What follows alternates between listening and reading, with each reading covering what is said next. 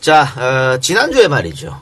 정청래 의원이 나왔습니다. 네. 정청래 의원이 왔어요. 정청래 의원이 근데 지난주에 팟캐스트를 엄청 많이 나갔어. 김원준 씨가 하는 파파이스 나갔지? 불금쇼 정영진 나갔죠. 체육의 불금쇼 나갔지? 본인이 직접 또 하나 만들었죠. 자기가 하는 거 있지? 또 진짜가 나타났다 나왔지? 거기다 이 얘기까지 나와. 그러니까 우와. 거의 비슷한 얘기 또 하고 일로 출근하셨어? 그러니까 국정감사 파행시키고 나오겠지. 그런데 초반부도 많이 중첩됐는데 후반부 가서는 어디서 듣지 못하는 이야기를 우리가 또 끌어냈죠. 아, 그래서 팟빵의 댓글을 보니까 초반에는 여기저기 다 나와서 똑같은 소리 하는데 EJ까지 나와서 또 똑같은 소리 들어야 되느냐라는 그런 비난의 목소리가 많았는데. 그러면 그분은 중간쯤 듣고 있다가 얘기를 쓴 거네. 근데 슬슬 이제 끝까지 듣길 잘했다. 그런 얘기가 나오더라고. 두 번이나 올렸지 않습니까? 내가. 본인도 아주 만족하더라고. 아. 나의 인간적인 걸 보여줬다. 정청래입니다. 방송이 한 번에 10위권 내로 들어갔던데? 우와. 그거는 정청래 힘이 아니고 주진우와 나의 힘이다. 이렇게 봅니다. 1회 게스트가 주진우 씨였 기자였고 2회 게스트 나는데 그런 힘이라고 봐요. 게스트 빨이었어? 게스트 빨리 뭔 빨리겠어. 빨리 정청래 의원께서는 책이 얼마나 팔렸는지 말씀 좀 해주시기 바랍니다. 2,000권 예약 판매 다 팔았답니다. 다 팔고. 야, 요즘 같은 불황기. 그러니까요. 하여튼 책 팔라고 팟캐스트 만든 거예요. 와, 부럽다. 야, 이 아름다운 미성의 주인공은 누구야? 서영시 민주연합의 은수미 의원입니다. 박수. 네, 반갑습니다. 안녕하세요. 은수미입니다. 오늘은 말이죠. 제가 왜 은수미 의원님을 초대를 했냐면, 오늘 96년 노동법 이야기를 할 겁니다. 저는 늘 제가 방송에서 말했지 않습니까? 우리 근혜 누나가 영삼이 형이랑 너무 비슷하다. 그 얘기를 내가 수차례 했습니다. 인사하는 방법부터 시작해갖고, 머리가 약간 좀, 여러 가지 얘기, 머리가 또 뭐, 닮았다 얘기했는데, 요 96년 노동법이요. 정말 엉망진창 계약으로, 그것도 날치기로 통과됐지 않습니까? 그렇죠. 사실은 이 96년 노동법 날치기가 IMF의 시발점이었습니다. 그렇죠. 이거 많은 학자도 주장하는 겁니다. 네. 그래서 김영삼도 망하고 대한민국도 망해버렸어.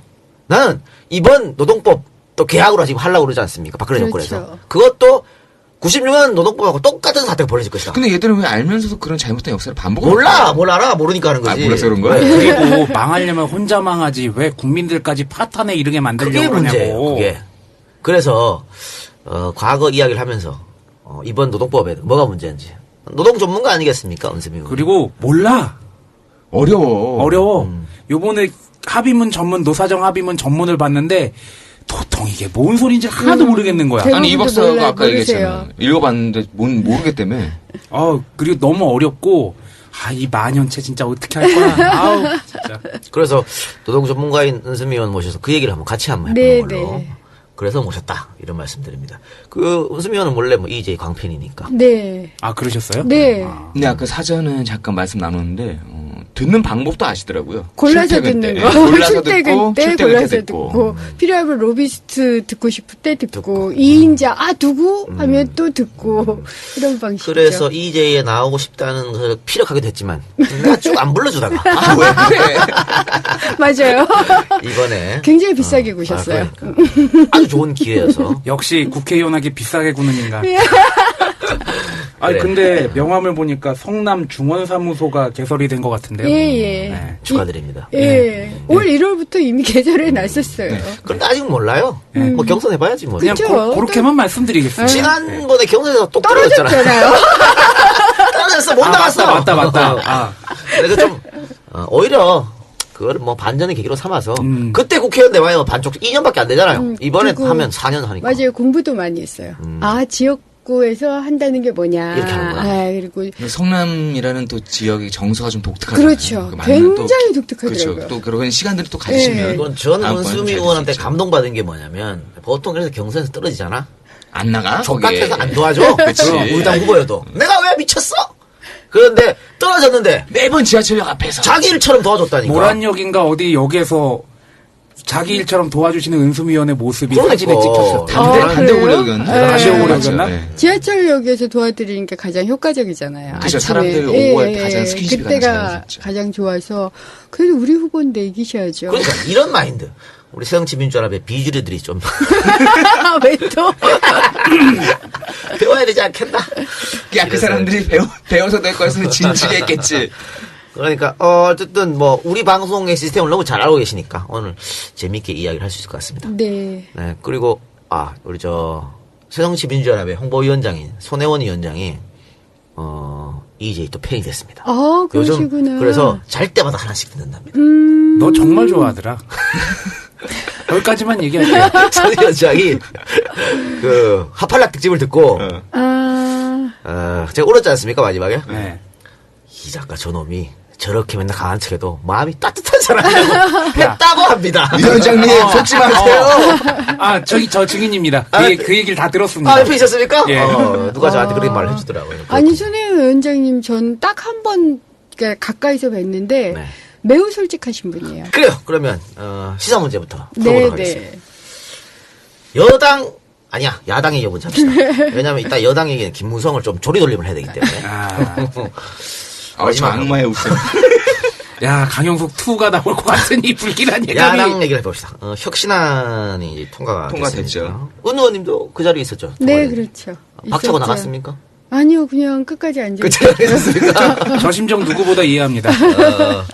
그래서 이제 만장일치로 예. 통과가 됐다고 했는데 이거 비주류는 지금 반발하고 있는 것이죠. 네, 비주류가 네. 반발해서 퇴장했는데 네. 나가신 분들의 면면이 참 재미있는 분들이 나가셨죠. 나가신 면면을 제가 한번 소개해드릴까요? 나중에 성명서를 만들어서 성명서에 사인하신 분들이 반대한다고 누구냐면 김동철, 김영한, 노웅래, 문병호, 신하경, 유성엽, 정성호, 주승용, 최원식, 최재천, 황주홍 늘 사실 듣던 이름입니다. 근데 김두관은 이게 왜 들어갔나 모르겠네. 김두관 이렇게 해서 총 12명인데 이 사람 말고도 조경태 의원이라든가 또 우리 광주에서 이번에 당선되신 분 누구지? 권은희 의원. 이분들도 다 반대했습니다. 이건. 권은희 의원도 반대했다고요? 네. 권은희 의원이 공천은 누구한테 받았냐? 그쪽 라인이잖아. 그래서 이래서 한 20명 정도 되는 것 같아요. 20명. 나 지금 20명까지는 안 안 되고? 되는데 한 15명? 뭐 그 정도. 보통 그 정도. 그 정도. 예, 그쵸. 그 정도. 근데 이분들이 비주류들이 이제 무기명 투표를 요구했지 않습니까? 예. 무기명 투표를 요구했는데 사실은 현재 들은 얘기입니다. 확인해 주시기 바랍니다. 네, 네. 자기 쪽 사람들한테 이분들이 예. 문자를 돌려가지고 네. 참석하지 마라. 중앙에 예. 했다고 하는데 그건 저도 확인해 드릴 수는 없어요. 국회에서 저는 문자를 받은 적이 없기 그건 때문에. 모르고. 근데 그런 문자를 돌린다고 몇몇 의원들께서 저한테 알려주시기는 했지만 제가 본 적이 없기 때문에 그렇습니다. 확인된 적은 없어요. 어쨌든 이렇게 그런 말 은수미 의원은 주류파가 되는 건가? 저 주류도 아닌데. 신노야? 그래요. 하여튼 그래서 참석을 못하게 했잖아. 그치. 안 하게 했잖아. 그래서 만약 그게 사실이라면 근데 대부분 다 오셨어요. 다 거의 다 왔거든. 네. 왔다가 이제 그 다음에 액션이 좋았죠. 나가기도 하고. 다 왔는데 그 다음에 무기명 투표 요구하면 뭐하냐. 그러니까 그냥 이분들은 일단은 참석하지 마. 그 다음에 무기명 이런 식으로 그냥 회방을 놀라라 그랬던 게 아닌가 싶어요. 저는 무기명 투표해도 뭐 충분히 통과됐을 거라고 봅니다만은 그냥 문 대표가 하는 일에 다 어깃장이 없는 거죠. 마음에 안 드는 거죠. 뭐 그래요. 뭐 박지원 의원께서는 뭐 일 있다고 안 나오셨는데 뭐. 아니 그러니까. 근데 그렇게 문자 보내서 참석하지 말라고 그랬다가 참석하는 건 또 뭘까? 자기들은 집단 퇴장하면 되니까. 중앙위원이 사실은 국회의원만 하는 게 아니니까. 아니 애초에 오질 말지. 그러니까 문자 보내는 건 아직 확인이 안 됐잖아. 확인이 안 확인이 됐어요. 안 된 건 아니니까. 예. 그렇게 얘기합시다. 그리고 뭐 안철수 의원 같은 경우는 불참했죠. 이건 예, 불참하신 걸로 하는 알고 표시 있어요. 같아요. 음. 마음에 안 든다, 불만이다라는. 그래서 불참했겠죠. 아니, 다른 그- 일정이 있다라고 얘기는 했죠. 공짜로. 아니야. 공식적으로도 그렇게 하면 안 된다. 이 혁신안 통과하고 신임을 연계시키면 안 된다. 이렇게 계속 주장을 했기 때문에 그런 것 같습니다. 근데 저는 이 비주류 쪽 사람들의 행동이 조금 마음에 안 드는 게 뭐냐면 조금 마음에 안 들어, 많이 안 들어. 그동안 줄기차게 문 대표를 흔들었지 않습니까? 흔드는 목표가 결국은 문 대표 나가라는 얘기였잖아요. 그러면서 결단해달라. 결단이 뭐야? 나가라는 얘기지. 그런 거였는데 결단해달라고 해서 안철수 의원도 문 대표에 결단해달라는 말을 했었거든요. 그래서 결단해서 재신임 카드가 나온 거 아니겠습니까? 그렇지. 그런데 또 어떻게 하란 말이야? 이것도 그럼 싫다 물론 그러면. 나라는 거지 뭐. 아니 뭐 고수업 쳐서 땄나 당대표를? 아니, 게임의 룰도 잘 모르는 것 같아요. 그러니까 아니 이번 총선은 저는 문 대표 제대로 가서 지면 그때서 물러나라 그러면 되잖아. 문 대표가 본인도 책임진다 그랬으니까. 그럼 지금 문 대표가 내려오면 대안도 없으면서 말이죠. 그냥 어깃장 놓는 거라니까. 이해가 됩니다. 그래서 어쨌든 1차 그 장애물은 통과한 겁니다. 혁신안이 통과됐으니까. 근데 그러니까 그날 중앙위원회에서 이제 몇 분이 토론이 없었다 어떻게 조선일보나 이런 데서 토론이 있었어요. 몇 분 의원들께서 나오셔서 물론 이제 반대 토론하신 분들도 계시지만 몇 분 의원들은 그냥 만장일치로 통과를 시키자라고 주장하셨던 분들이 보통 친노라고 불려지는 분들은 아니었어요. 근데 그분들이 이제 뭐라고 요구를 하셨느냐면 혁신안 통과를 시키자. 다만 그 문재인 대표께서 주도하셔서 당의 통합 그런 이제 뭐 공동 선대위라든가 이런 것을 좀 적극적으로 만들어 달라. 이게 아마 당의 많은 의원들의 의견이에요. 분란을 빨리 끝내고 빨리 통합하는 모습을 보여달라. 그래서 우리 국감 좀 하자. 이런 의견이 가장 많아요. 마지막에 원내대표도 그런 발언을 했다 그래요? 예, 원내대표는 결은 약간 달랐지만 결론은 같아요. 그래서 그렇게 할 테니, 그러니까 혁신안을 찬성을 하니 제발 이제 분란을 일으키지 말아달라라는 요구가 사실은 가장 많았고, 그래서 퇴장하는 사람이 별로 없었던 거예요. 그럼 비주류는 혁신안을 반대한다는 얘기인가? 그렇죠. 그런 얘기네? 문재인이 만든 혁신안이 아니다라고 생각하는 거지. 그래서 반대하는 거죠. 외부인사 자기네들이 원하는 사람들 그러다가 했는데? 그러니까 지금까지 혁신안이라는 게 처음이 아니잖아요. 엄청 많았습니다. 몇 번이나 있었어. 지금 그거 좋은 거 다 뽑아가지고 만드는 거거든요. 근데 여기에 반대하면 도대체 어떻게 혁신을 하자는 얘기야? 뭘 해도 마음에 안 드는 실천을 해야 되는 거. 문제 실천이고. 어쨌든 지금 문 대표가 1차 장애물로 넘은 것 같은데, 비주류가 반대하고 있지만 본인은 재신임을 계속 하겠다고 지금 강행하겠다는 의지를 내비쳤거든요. 아, 재신임 나온 얘기 나온 김에 궁금한 게 혁신안 통과하고 재신임안을 연결하지 말라고 주장했던 이유는 뭘까? 그러니까 협박한다 이거야 문 대표가. 재신임안을 이 혁신안에 걸어가지고 그렇게 해서는 안 된다는 얘기. 이거 분리해서 봐야 된다는 것이죠. 아니, 그러면은 재신임이 통과가 안 되면은 문재인 대표는 내려가야 되는 거 아니야? 내려가야 되지. 그치? 그러면 그들이 원하는 문 대표의 결단이 이루어지려면 혁신안 통과 안 됐으면 되네. 그러니까 안 된다는 걸 안다니까. 이 비주류는 혁신안이 통과될 것도 알고 이 재신임 물어가지고 국민 여론조사 당원 투표도 통과될 걸 다 알아요. 청취자 여러분들께서는 이 바보 같은 질문과 대답 속에 있는 컨텍스트에 집중하시기 바랍니다. 알면서도 지금 그렇게 하는 거야. 그래서 저는 이렇게 재신임한 승부수를 던졌으면 문 대표가 이게 통과가 다 되면 재신임까지 되면 좀 더 강력한 카리스마를 발휘해야 된다. 이제는 그래도 된다라고 봅니다. 저번에 얘기했던 뭐 읍참마속이 됐던 어쨌든 칼춤이 됐던 뭐가 있어야 된다. 나 같으면 내가 문 대표라면 반은 날리고 반은 살려준다. 아주 재밌지 않겠습니까? 하여튼 그런 건데 요거는 전 추석 전에 좀 됐으면 좋겠습니다. 뭐가 됐든 간에 맞아요. 그 통합 저게 됐든 간에 문 대표가 제시를 묻든 간에 추석 전에 돼 가지고 사람들이 추석 때 모이잖아요. 그럼 거기서 또 얘기가 나오잖아. 그렇지. 그게 중요한 거거든. 그래서 추석 이후로 밀려지면 이 새정치 내분이 더욱 격화되는 거고 국민한테 그렇게 비춰질 수밖에 없거든요. 그 내려가서도 다 새정치 저놈들은 맨날 싸우기만 하고 이럴 거란 말이죠. 그래서 추석 전에 어쨌든 빨리 뭔가를 하더라도 해야 된다. 다수 의원들의 의견이 그거고요. 읍참마속하라 저도 그렇게 말씀을 예전에 드렸습니다. 아, 그랬습니까? 당연히 그렇죠. 점점 친노에 가까워지고 있는 은수미 의원. 아니 그게 아니라 저는 대놓고 말씀을 드리는 게 지도자가 하기로 하면 그냥 가는 거예요. 그렇죠. 다만 그 지도자가 반드시 옳은 건 아니기 그렇죠. 때문에 그러려면 제가 이순신 장군이 어떻게 살았냐 혼자서 국민 속으로 뛰어드는 거니 가장 큰 이제 이 흔드는 요인이 친노가 다 먹는다 이거잖아요. 그럼 사실은 희생과 헌신이 필요한 거예요. 그래서 저는 그렇게 하자라는 말씀을 드리는 의원들이 내부에 꽤 있어요. 저는 은수미 의원님 생각에 조금 다른 생각을 가지고 있는데 저는 토론이 굉장히 자유로운 문화야말로 정말 민주주의의 핵심이라고 생각하고 비효율적이지만 그게 가장 이상적인 모델이라고 보긴 하거든요. 근데 중요한 거는 토론이라고 할 때는 논리적인 것과 논리적인 것이 붙어야 되는데 어느 한쪽이라도 비논리가 있다면은 이것은 말이 안 된다고 보는 거죠. 전 국회에서는 토론이 없다라고 생각하는 사람이에요. 아. 제가 그것 때문에 놀랐어요. 그러니까 새누리당도 새정치민주연합도 토론을 싫어해요. 아주 솔직히 말씀드리면. 아니 저희보다 많이 배우신 분들이 그러시면 어떡해요? 그러니까 제가 국회의원 돼서 맨 처음 들은 얘기가 저는 이제 연구자이고 논쟁적인 사람이잖아요. 왜 토론을 좋아한다고요. 근데 의원님, 저희 오래된 보좌진 한 사람이 저희 방에 있었는데 나머지는 다 초선 보좌진이고 그분이 지켜야 될 유일한 원칙, 절대로 토론하지 마십시오. 그리고 모 의원이 말씀하셨을 때 그 의원의 의견에 대해서 토달지 마. 토달지 마라. 실제로 토론은 안 돼요. 그래서 의원총회에서 발언을 할 때도 보면 토론이 된다기보다는 일방적인 얘기를 서로 하고 끝내는 경우가 많아서 지금도 매우 아쉽고요. 다선 의원이 초선, 특히 비례초선, 뭐 이렇게 토론하고 걸어오면 건방지다고 생각해. 네가 뭘 한다고 이렇게 생각하고.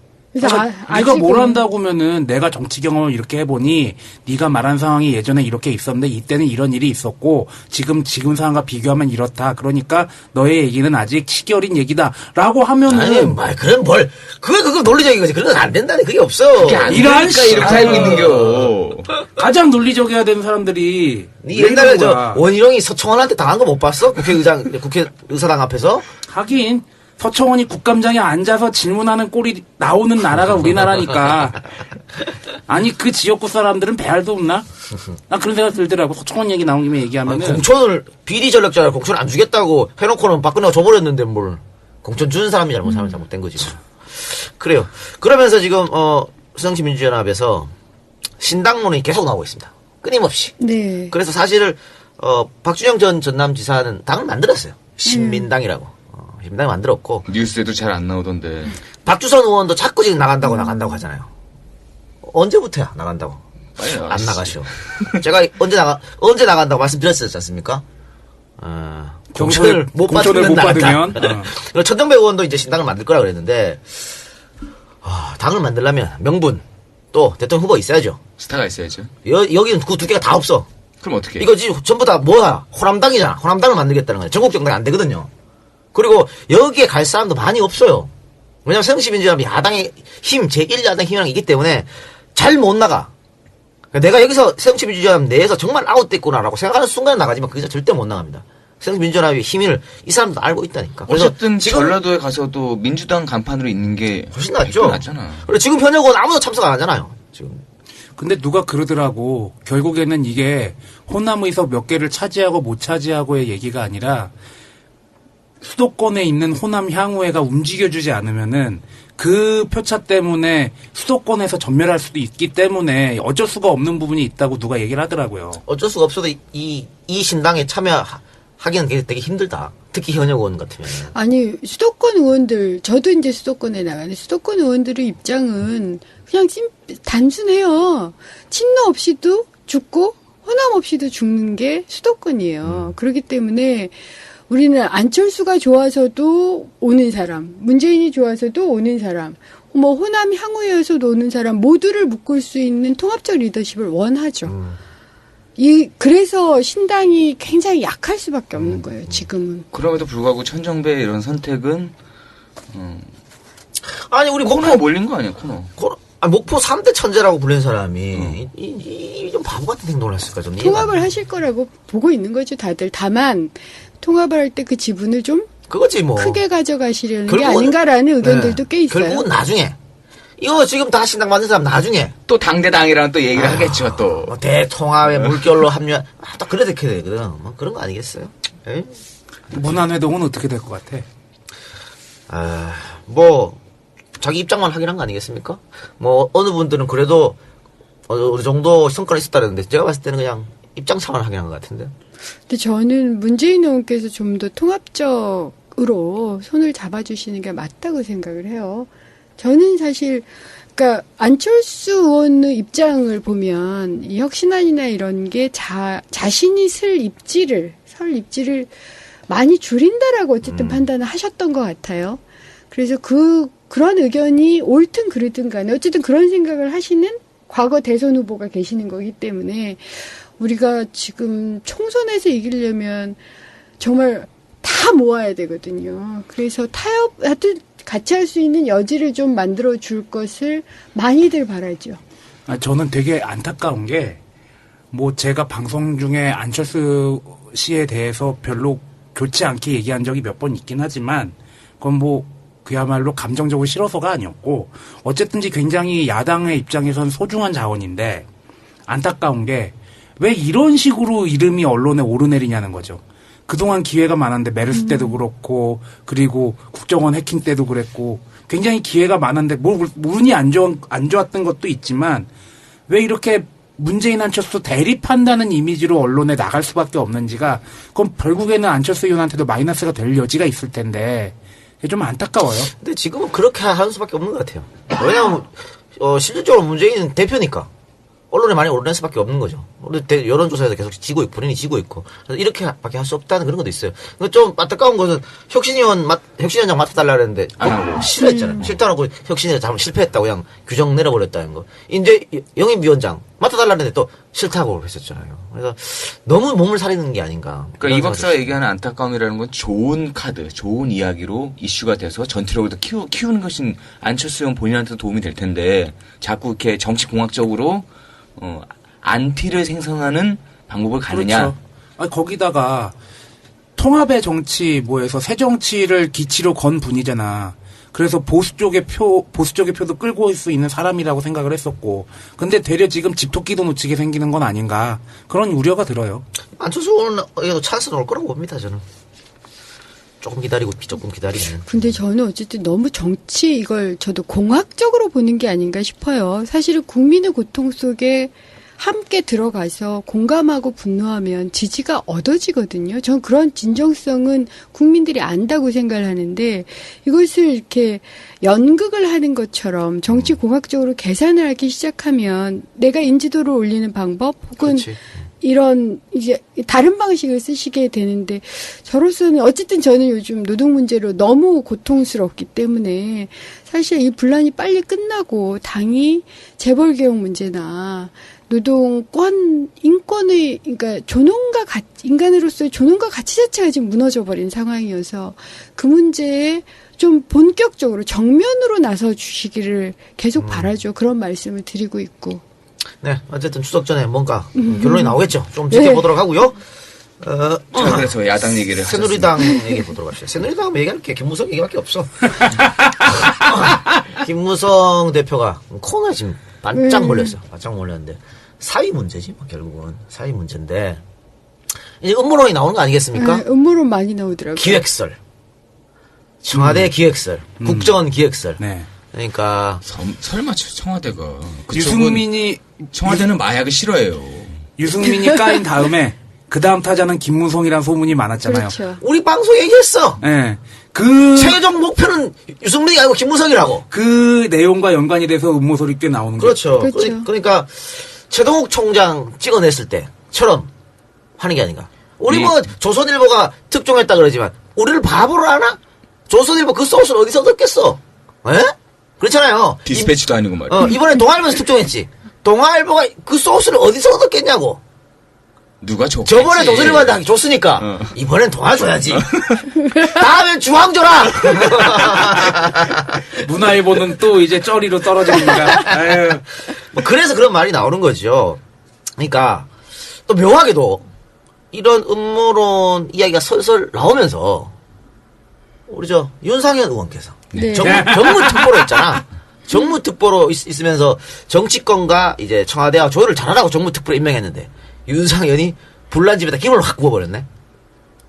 김무성은 안 된다. 대통령. 이런 이야기를 했어요. 그게 윤상현의 뜻일까? 그러니까. 아니면 마이크일까? 윤상현이 누구야? 대통령에게 유일하게 누나라고 하는 사람 아니야? 윤상현 아니야? 그런 사람이, 그리고 그 누나가 오빠라고 부르는 사람이 한때 여기까지 하겠습니다. 그래, 잠깐 사이였나? 잠깐 사이였죠. 지금은 롯데가로 가요. 장가 기가 막히게 잘 가는데? 그런 걸 배워야 가서 윤상현 좀 같이 살라 그래. 능력이야. 네, 알겠습니다. 그러니까 그런 얘기를 했기 때문에 이거 음모론이 아주 크다라고 보고 그러니까 김무성이 물러나지 않으면 또 다른 카드를 꺼낼 수 있겠다. 아, 이번에는 그 마약으로 아니지. 거? 마약인데 아니 저기 아직 꺼내지 않은 카드가 있어. 톡 까놓고 얘기해서 지난주에 우리 술자리에서도 이미 나왔던 얘기예요. 뽕은 성하고 연결된다. 혼자 못하지. 그렇다면은 그 공부 열심히 해서 수원대 교수까지 되신 분은 과연 어떻게 만났을까 그분을? 연애하는 기간 동안 몰랐을까? 어떻게 됐을까? 그러니까 우리가 저 뭐 아래또래 특집부터 했고 여러 가지 방송을 했습니다만은 뽕 얘기 많이 했잖아. 네. 우리 저 박연차 씨 얘기하면서 네. 예. 뽕은 절대 혼자 하지 않는다. 엄마 총 아빠 총도 뭐 얘기했고. 이성도 같이 박지만 얘기할 때도 했다. 예. 박지만이 맨날 어디서 걸렸어? 창녀촌에서 걸렸잖아 뽕하다가. 그렇죠. 항상 여성이 있다. 그렇지. 그럼도 못 챙겼고 말이야. 그러면 그 딸은 몰랐을까? 아니 검사했나? 그러니까 자 봅시다. 지금 주사기가 2개가 나왔는데 집에서 조사 안 한 주사기도 있고 근데 주사기 2개 중에 하나는 이 씨의 DNA가 나왔고 나머지 하나는 이 씨 외에 다른 DNA가 나왔는데 그거를 확보하지 않았다는 거지 그 샘플을. 아니 나 같은 평범한 국민들도 한 1분 생각하면 그 궁금증이 떠오르는데. 그러니까 그래서 김무성도 계속 까불면 요거 터뜨린다? 요럴 수도 있겠다 라는 생각이 드는 것이죠. 야, 김무성의 목숨은 3리짜리 주사기가 이제 그렇지. 쥐고 있을 수도 있어요. 그리고 왜 또 같이 한 사람들이 같이 걸린 사람들이 라인업이 또 좋더만. 좋아. 어. 뭐 미즈메디 병원장 그 아들도 아들인가. 있고 또 맞다. 전직 요건 그 소문이어서 말하기 그렇습니다. 삐삐삐. 전직 뭐의 아들도 있다. 이런 얘기가 있어요. 아니 그러니까 전직 아들은 이번에 걸리진 않았는데 같이 노는 하는- 그룹이다. 아니 원래 이 약 쪽은 향정신 쪽은 리스트를 들고 쥐고 있는 경우가 많다고 그러잖아요. 특히나 이제 연예인들 같은 경우에는 쥐고 있다가 국정을 전환하거나 그럴 때 쓱 터트리는 케이스도 있고 의심 가는 사람들 하나씩 쥐고 있다며. 뭐 그래서 뭐 그렇다는 거지. 그래서 제가 또 판결문을 입수해서 한번 봤어요. 판결문을 봤는데 정말 디테일. 77년생이네. 우리랑 거의 동년배야. 근데 뭐 어쨌든 집행을 위해 한다. 160시간의 사회봉사 및 40시간의 약물치료 605만 원 추징 뭐 이렇게. 야, 605만 원이면 그 약값도 안 되겠다. 그래서 뭐 코카인 매매, 코카인 사용 이렇게 범죄 사항 쭉 나왔고요.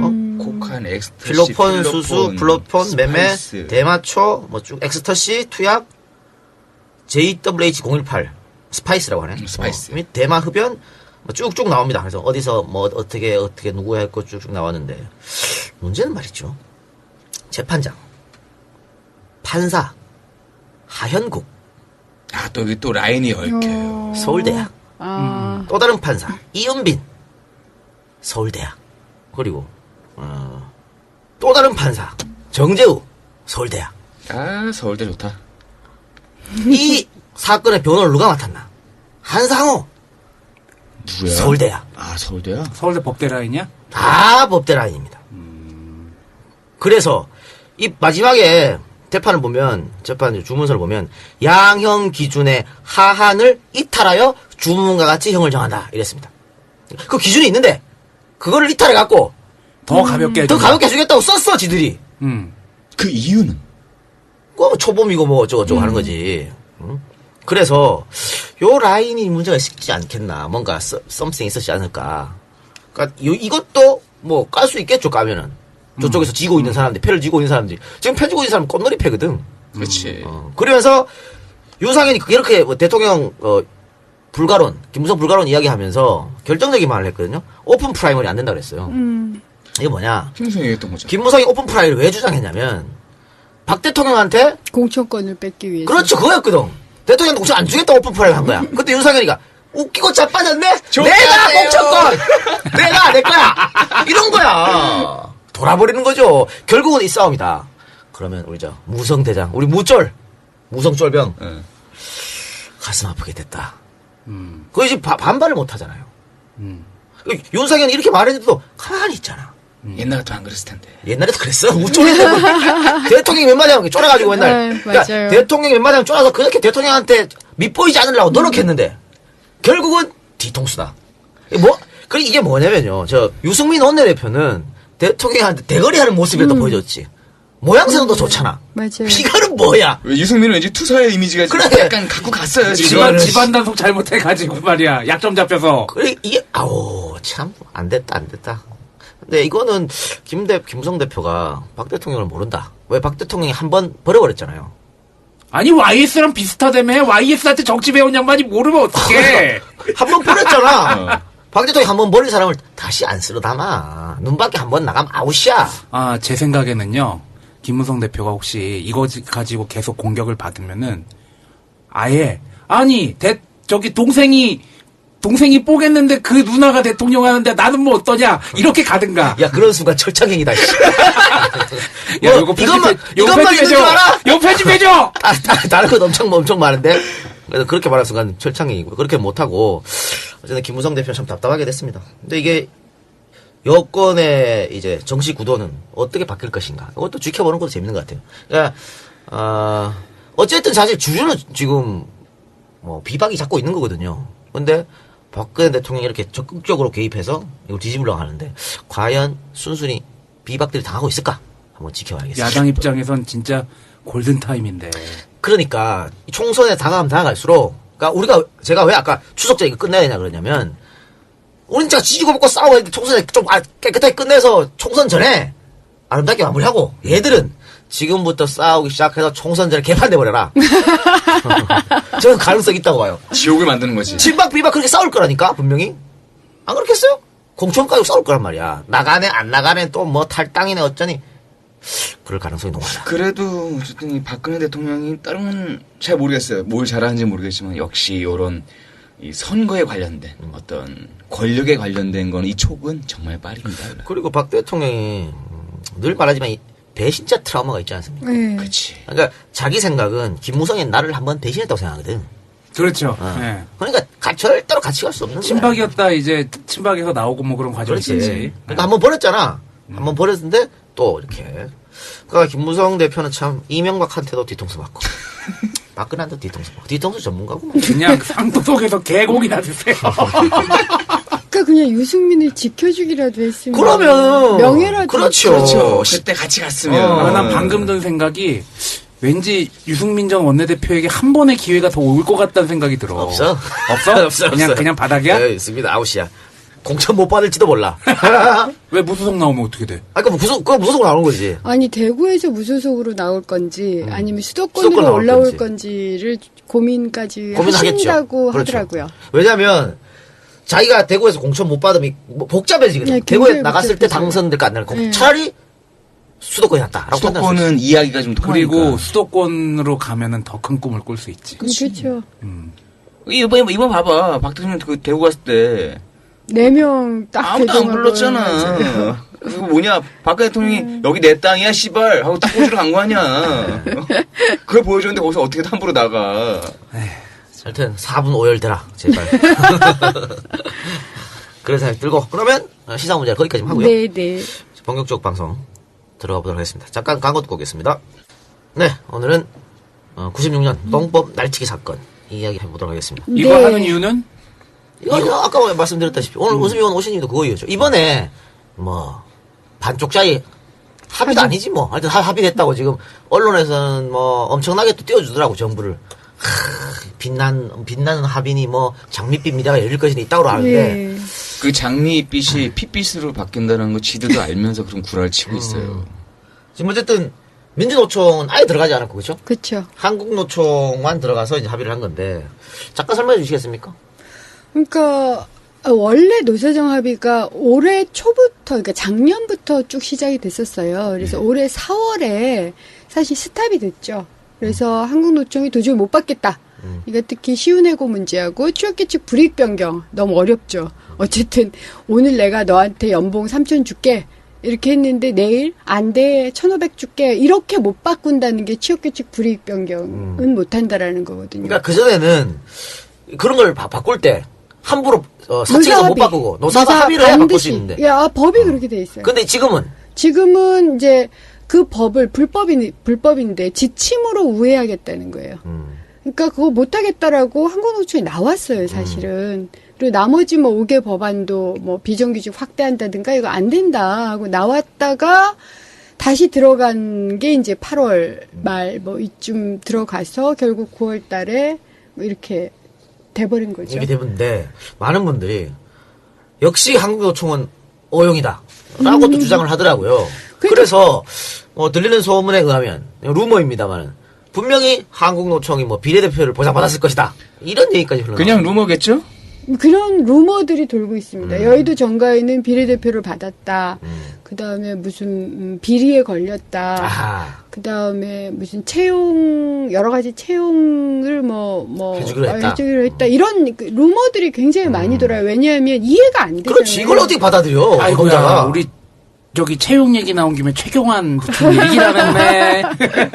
최경환 부총리가 기사하고 인턴 인턴을 예, 두 사람을 다 취업 청탁. 예, 취업 청탁하셨다고 야, 그 하는. 양반 존나게 인간적이야. 자기가 데리고 있는 사람들 꾸역꾸역 밀어넣는 거 봐라야. 그러니까 나 진짜 기본이 안 돼. 기본이.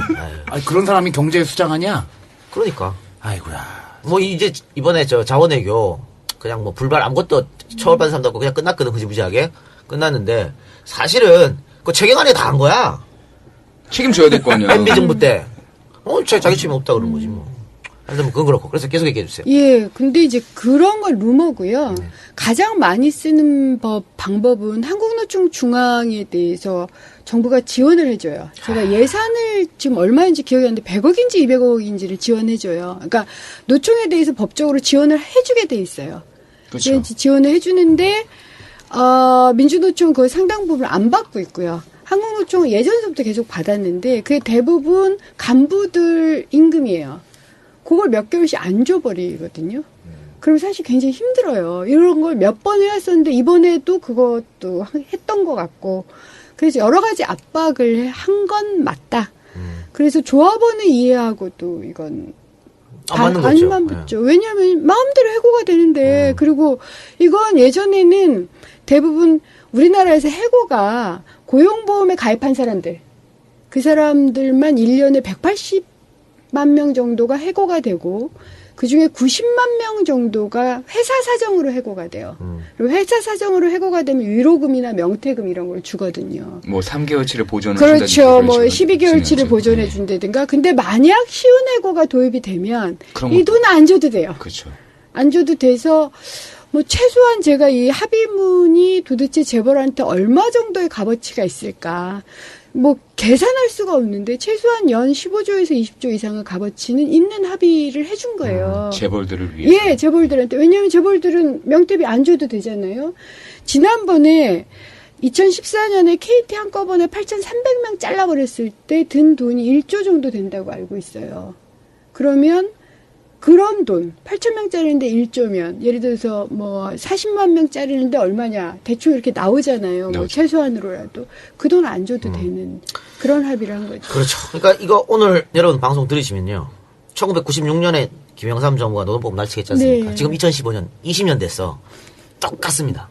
똑같아. 그러니까 그 1996년 노동법 날치기 할 때 정리해고를 처음 갖고 나온 거거든. 그렇죠. 사람들을 막 자르겠다고. 네. 이게 20년 뒤에 진화해가지고 쉬운 해고로 왔어요. 돼버린 거죠. 앞으로 20년 뒤에 이게 더 진화할 거야. 그러니까 설마요. 막을 거예요. 그래요? 막을 거예요. 노동자들은 계속 뺏겨 갖고 있는 거를 지금 탈탈 이 재벌 새끼들은 다 탈탈탈 털어가지고 자기들이 누구 때문에 이렇게 성장했는데 내가 어디서 좋은 만화를 봤어요. 이 내용을 압축적으로 얘기한.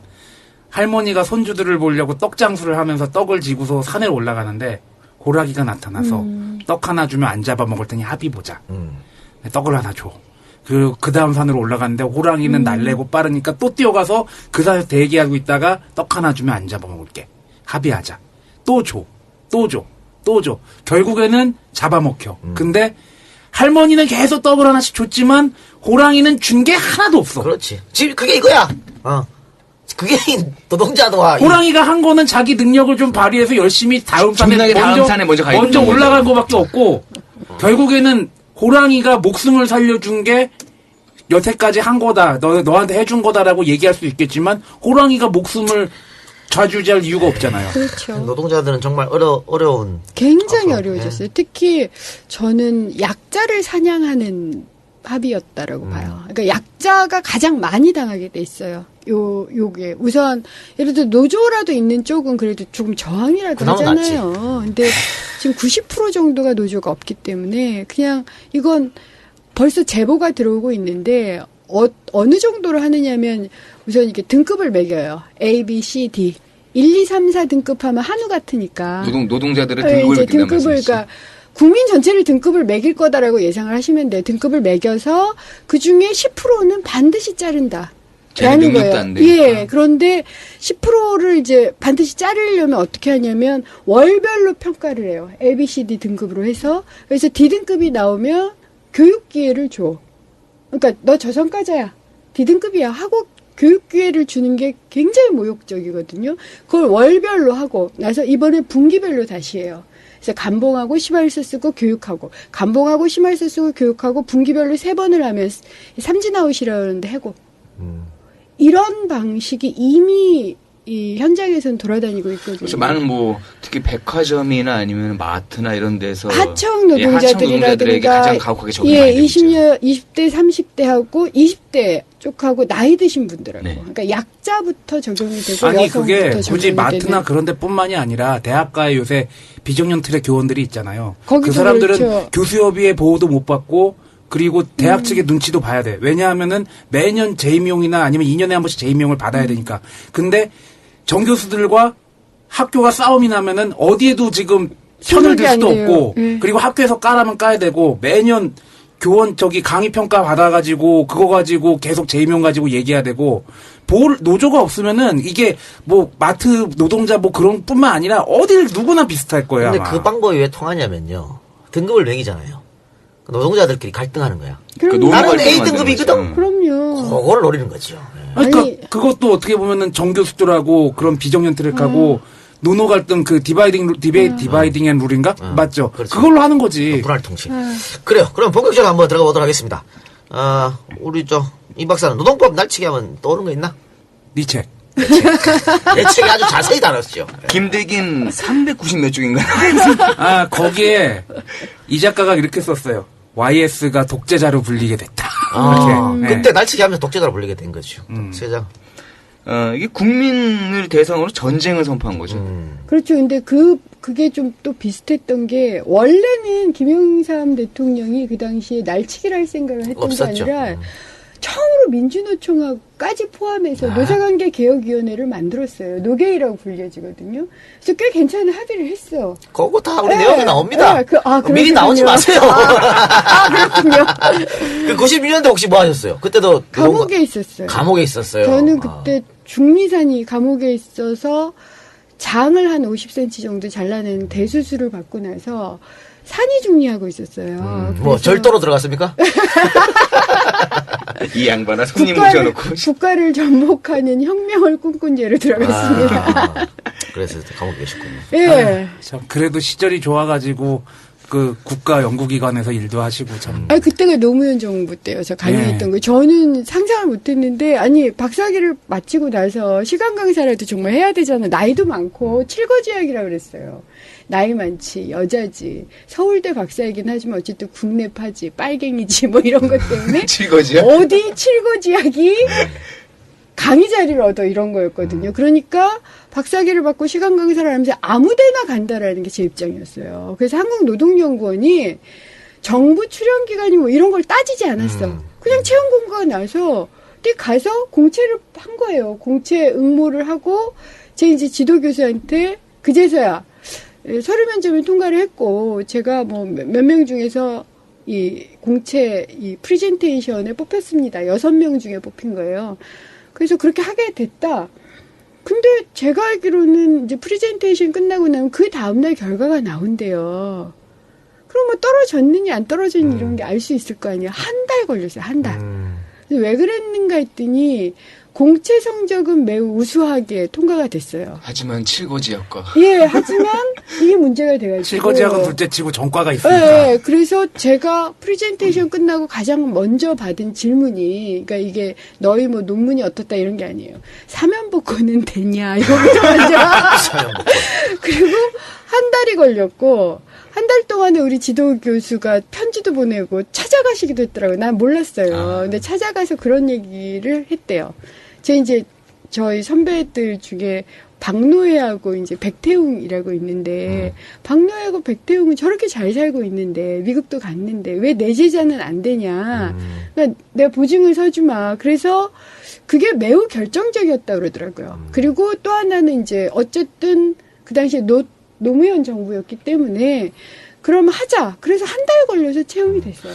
그리고 MB 정부나 박근혜 정부였다면 절대 못 절대로 안 돼요. 아니, 나 지금 그거 불가능해요. 은수미 의원님 말씀 중에, 칠거지학 때문에 아무데나 간다란 얘기하고, 네. 그리고 지도교수가 정말 많이 도와주셨다는 얘기를 하면서, 너무 가슴이. 이 박사 지금 울컥했어. 아니, 난 진짜 전남, 네, 맞아요. 경남, 제주도, 어디 강의 그쵸. 찾으려고 뭐 곳곳에 다 그쵸. 돌아다녔거든. 근데 몇 가지 악 때문에 안 되는 게 있진 않고. 저는 능력으로 뽑아주면 고맙고 안 되면 보따리 장사하고 그런 마음이죠. 이게 학력과 직책의 문제가 아니에요. 네. 노조가 있고 없구나. 요번에 노동법 날치기 통과 얘기나 아니면 노사정 합의안이 이게 학력이나 아니면 직업이 뭐냐의 문제가 아니라 굉장히 타격이 클 수 있어요. 구조의 문제다. 예. 모든 노동자들한테 해당되는 거죠. 그렇죠. 네. 예.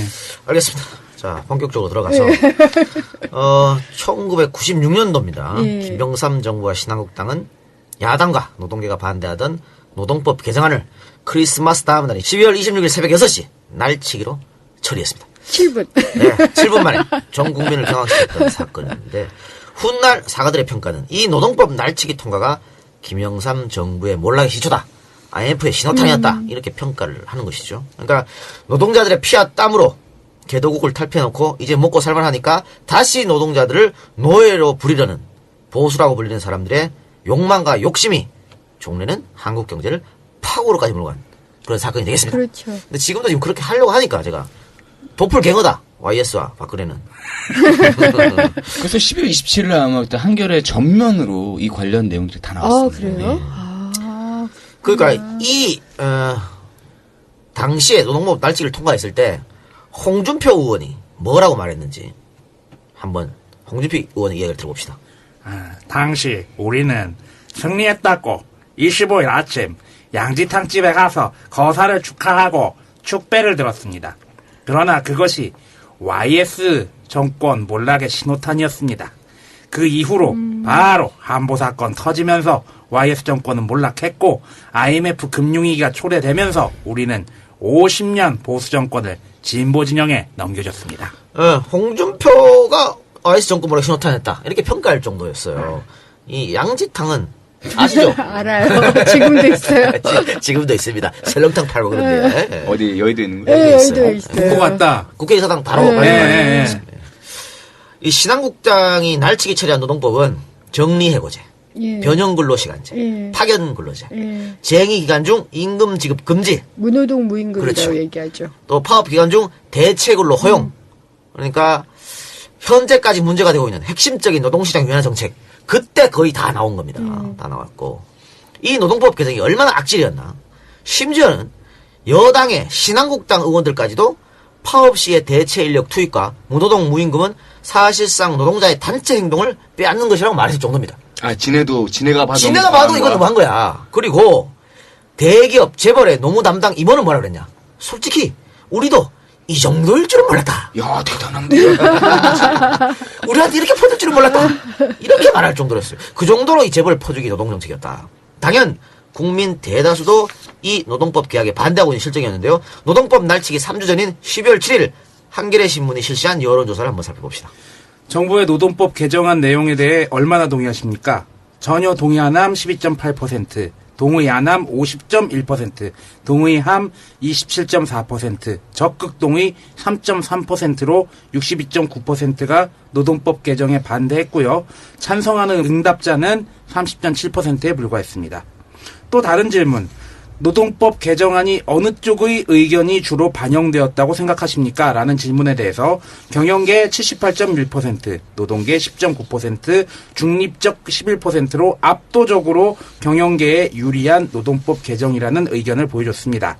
그럼에도 불구하고 당시 신한국당, 지금의 새누리당은 이 악법을 날치기로 통과시킨 거죠. 저희가 아까 이제 정리해고제, 변형근로시간제, 파견근로제 쭉 말씀드렸습니다만 이전에는, 이 노동법이 날치기 통과되기 전에는 이게 없었다는 거잖아요. 없었어요. 정리해고제는 그때 처음 도입됐고 그래도 1997년 3월에 법 개정을 하면서 유예는 시켰죠. 네.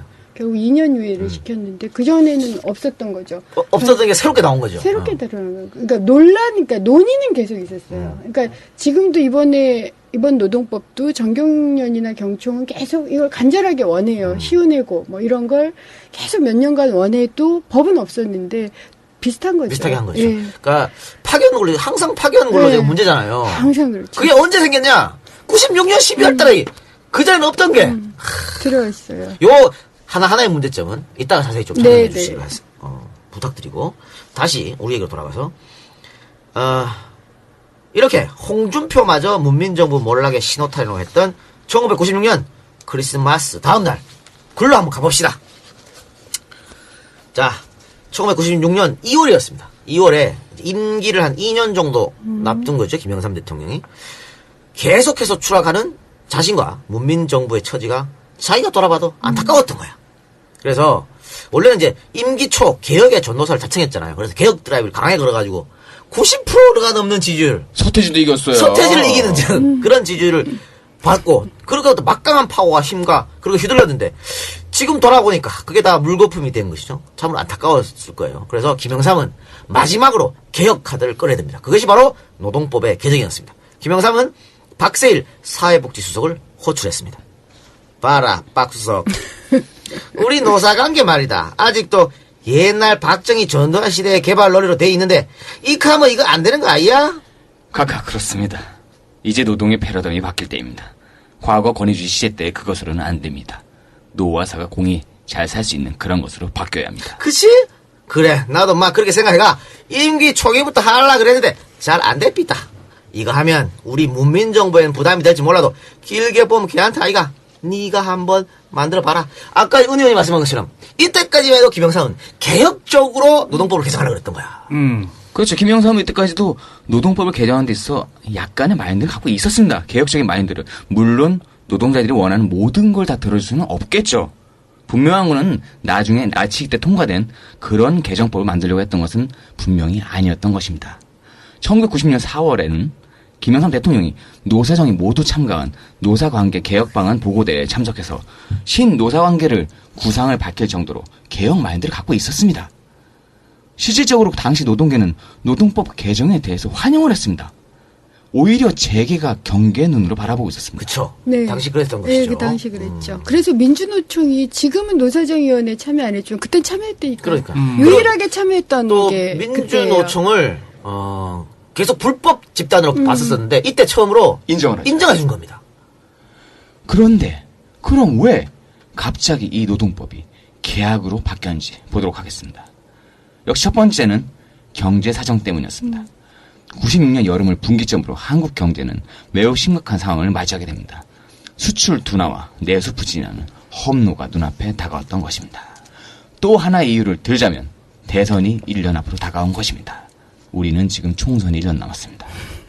정부는 노동법 개정을 통해 노동자들의 반발을 불러일으키고 그로 인해 노노 갈등을 증폭시킨 다음 보수표를 결집시키는 생각이 있었습니다. 지금이랑 똑같습니다. 이렇게 되다 보니 김영삼으로서는 재벌들의 눈치를 볼 수밖에 없게 된 것입니다.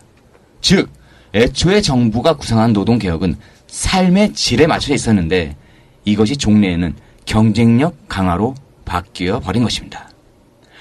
경제가 안 좋아지면 원래는 강하게 재벌들을 몰아붙여야 되는데 이 비정상적인 경제 구조를 갖고 있던 당시 대한민국 대통령 김영삼은 재벌들을 자극하지 않는 쪽을 택합니다. 95년을 기준으로 30대 재벌의 매출액이 GNP 91%를 차지하고 있던 우리나라는 재벌들의 협박에 굴할 수밖에 없었습니다. 그들은 이렇게 얘기했습니다. 노조 때문에 투자가 기피되고 이로 인해 공장을 외국으로 옮길 수밖에 없다. 라고 협박을 하며 노동시장 유연성을 강조했습니다. 요거 보고서를 만들어가지고요. 각 당, 정부 뿌렸어. 그 협박한 거지. 이런 식으로 하면 우리는 떠난다, 한국. 근데 이게 지금 강성노조로는요, 이거는 몇십 년째 계속 써먹는 거예요. 그래서 개혁적으로 다듬으려고 했던 노동법들은, 이 노동법은 결국에는 노동자들에게 최악의 법이 되고 맙니다. 1996년 11월 노사정이 합의안 도출에 실패하자 노동계는 총파업을 예고했습니다. 이 총파업은 거의 모든 사업장이 참여를 하고 명동 성당에 들어가서 강경투쟁을 하는 등 근대 한국사에서 보기 드문 노동자들의 단합된 파업.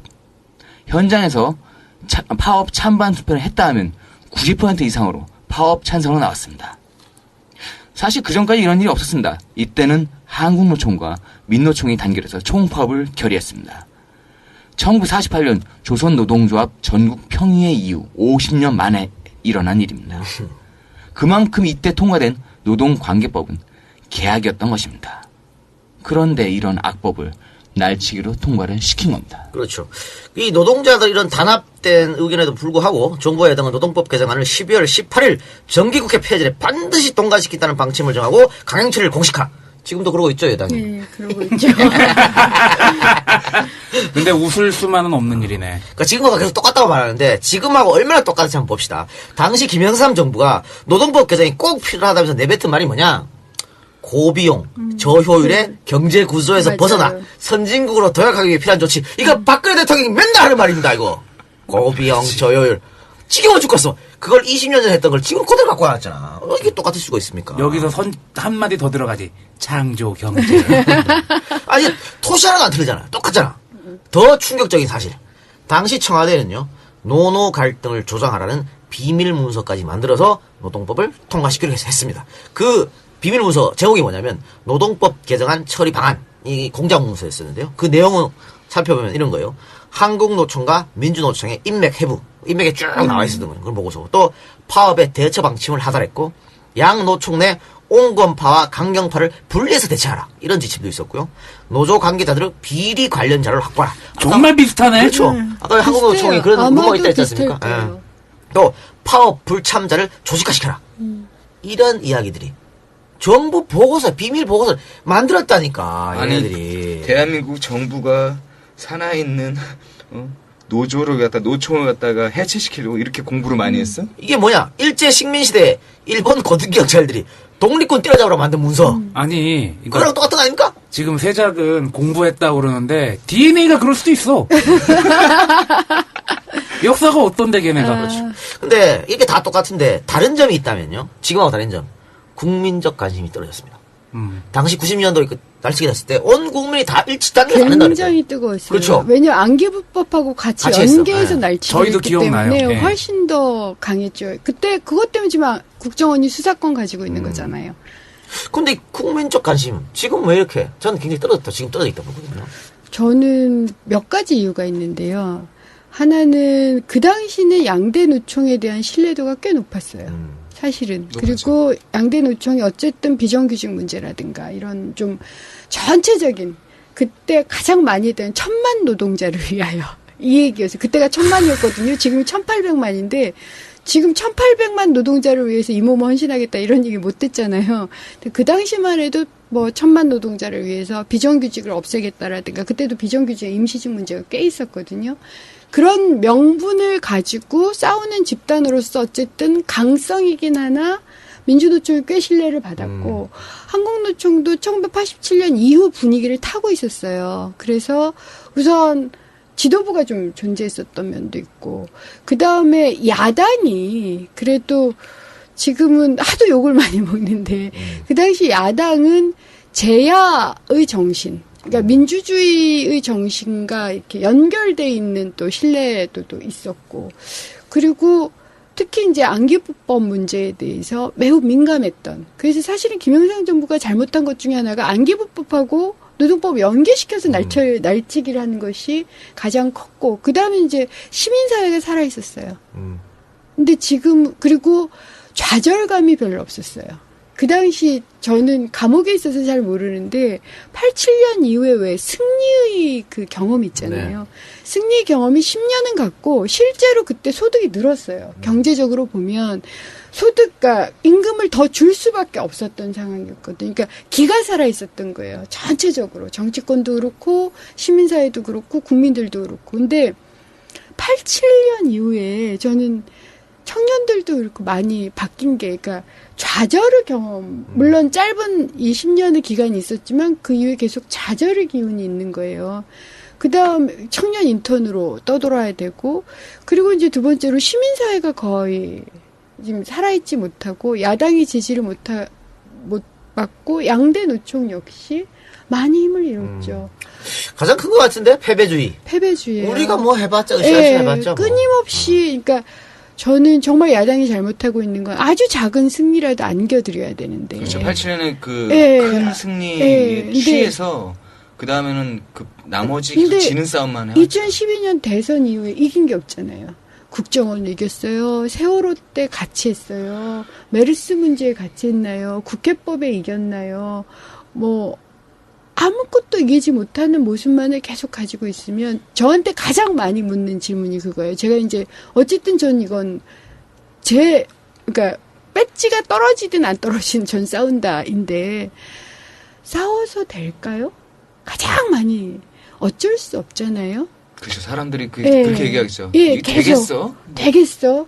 됩니다. 제가 힘내십시오라는 말을 왜 그렇게 자주 하냐면 제가 트윗이나 페북에도 매번 힘내십시오라는 얘기를 하는 게 제 주변에 오시는 분들은 대부분 울고요. 남자들이 우는 모습이 저는 너무 가슴 아파요. 한 30, 40대 남자분들이 제가 기계입니까라고 울어요. 그러니까 이 저성과 평가를 왜 택배하시는 분들 있죠. 네. 추석이 되면 어느 정도나 이 강요를 당하냐면 2, 3분에 하나씩 날라야 돼요. 그리고 그것을 성적을 매겨요. 그래서 왜 추석 때 선물 받으시는 분들 밤 10시, 11시에 택배 아저씨 오시는 경우 있고, 그 다음에 두 번째로 요즘 택배가 왜 이렇게 친절해? 어디 경비실에 놔뒀습니다 하고 문자 보내죠. 네네. 다. 그거 안 보내면 있잖아요. 그거 감점이에요. 그리고 그거 제대로 잃어버려가지고 전달이 안 돼서 고객이 항의 전화하죠. 또 감점이에요. 페널티를 계속 먹는군요. 그러면 이게 하위 10%가 되는 거예요. 그러니 미쳐버리는 거지. 그러니까 그걸 이미 다 경험하고 있어. 자기네들은. 게다가 또 택배 같은 경우가 아까 말씀드린 것처럼 노조 관계가 없기 전혀 때문에 없고요. 그게 또 개인 사업자 비슷하게 돼 있고. 예, 그래서 보호가 제가 안 돼요. 시청자분들께 꼭 말씀드리는 게 택배비 싸다고 좋아하지 마세요. 그분들이 죽어요. 그렇죠. 그분들 그러니까, 등골 빼서 예, 그렇게 그리고 그것은 CJ 택배나 대부분 큰 데잖아요. 결국은 소비자는 좀 줄지만 그 소비자가 택배 기사가 되는 거고요. 그러면 그 등골 빼먹은 건 재벌에게 가거든요. 그러니까 이걸 계속 겪고 있는데 또 이것까지 됐어. 이제 합법화된대. 그래도 지금까지는 막 항의도 하고 연락도 하고 그래도 조금 되면 소송도 해봤는데 이제는 안 되겠구나라는 절망감이 있어요. 저는 또 한 가지 얘기하고 싶은 게 제일 중요한 건 패배감에 젖어가지고 그런 거라고 하고 또 한 가지가 노조에 대한 신임이 굉장히 신뢰도가 많이 떨어졌죠. 떨어졌는데 이거는 노조 측의 잘못한 것도 있지만 언론이 그렇게 만든 것도 있는 것 같고 뭐 예를 들어서 이명박 정권 들어설 때 한국노총이 이명박 정권 지지한다 그러지 않았었나? 맞아요. 뭐 그런 거부터 해가지고 아니면은 뭐 귀족노조 얘기야 뭐 언론에서 좀 잘못 틀리는 부분도 굉장히 많지만 이제 정규직 비정규직 나눠가지고 정규직 노조가 비정규직들 챙겨주지 않는 거라든지 그렇죠. 그런 부분들은 좀 국민들이 실망할끔 만든 게 아닌가 생각이 들어요. 정말 그건 좀 바꿔야 되는데 우선 그러려면 법에서요. 제가 굳이 정규직 노조를 뭐 지지한다거나 그건 아니지만 법에 정규직이 비정규직을 위해서 연대 파업을 하면 불법이에요. 우리나라 법은. 이게 전 세계적으로 유례 없는 법을 가지고 있어요. 그러니까 오랫동안 예를 들어서 이런 거예요. 제가 연구원으로 있을 때도 보면 연구원으로 있는 저하고 저희 책상이나 이게 바닥을 닦아주신 청소해주시는 분들이 있는데 회사가 달라요. 같은 공간에서 일하는데 절대로 동료라고 인식 안 해요. 이건 외국은 안 그래요. 같은 공간에 있으면 회사가 다르다 하더라도 노동자 중심으로 조직이 돼 있어서 동료라고 하는데 우리는 반대예요. 그리고 법이 그렇게 규정돼 있는 면도 있고 해서 사실 오랫동안 젖어 있기도 하죠. 그러니까 1988년인가 89년인가까지가 19.8%까지 간 게 최고예요. 노조 조직률이. 우리나라 20%를 넘은 적이 없어요. 그리고 지금 10% 이하대로 지금 떨어지고 있거든요. 그 이유도 회사를 넘어서서 동료를 조직할 수가 없는 법적 제약도 굉장히 많아요. 그리고 또 이건 뭐 그중에 강제하거나 뭐 역사적으로 만들어진 것도 있긴 하지만 사람들이 이제 그걸 잘 몰라요. 착한 노조라는 생각을 버려야 되거든요. 오히려 그렇죠. 노조야말로 싸우는 그 대상자들, 그러니까 싸워주는 사람들, 이익 단체라는 걸 해주면 오히려 노조에 대해서 인식이 더 바뀌기가 좋죠. 나를 위해서 해주는 거야? 이게 돼야 되는데 프레임을 저 노조에서 저러고 산다. 뭐 진보는 고결해야 된다. 이런 식으로 프레임을 걸어버리니까 당연히 될 리가 없죠. 그리고 끊임없이 물류대란, 금융대란. 그래도 저는 시민들이 약간 의식은 바뀌었어요. 제가 언제 걱정을 했냐면 급식 노동자들이 비정규직이세요. 학교 급식 노동자들이 딱 하루 파업을 한 적이 있어요. 그래서 이때도 급식 대란 이렇게 나올까 하고 걱정했는데 그때 5대5였거든요. 그래서 이제는 오히려 기종노조 이런 것도 있지만 지금은 학생들한테 물어봐요. 왜 노동자라고 불리기가 싫어? 왜 근로자라고 부르면 싫니? 이렇게 물어보면 루저라고 생각이 된대요. 그러니까 대한문 앞에서 쌍용차 거기를 왜 그냥 지나치니? 이렇게 물어보면 내가 그렇게 될까봐 걱정이 된다는 거예요.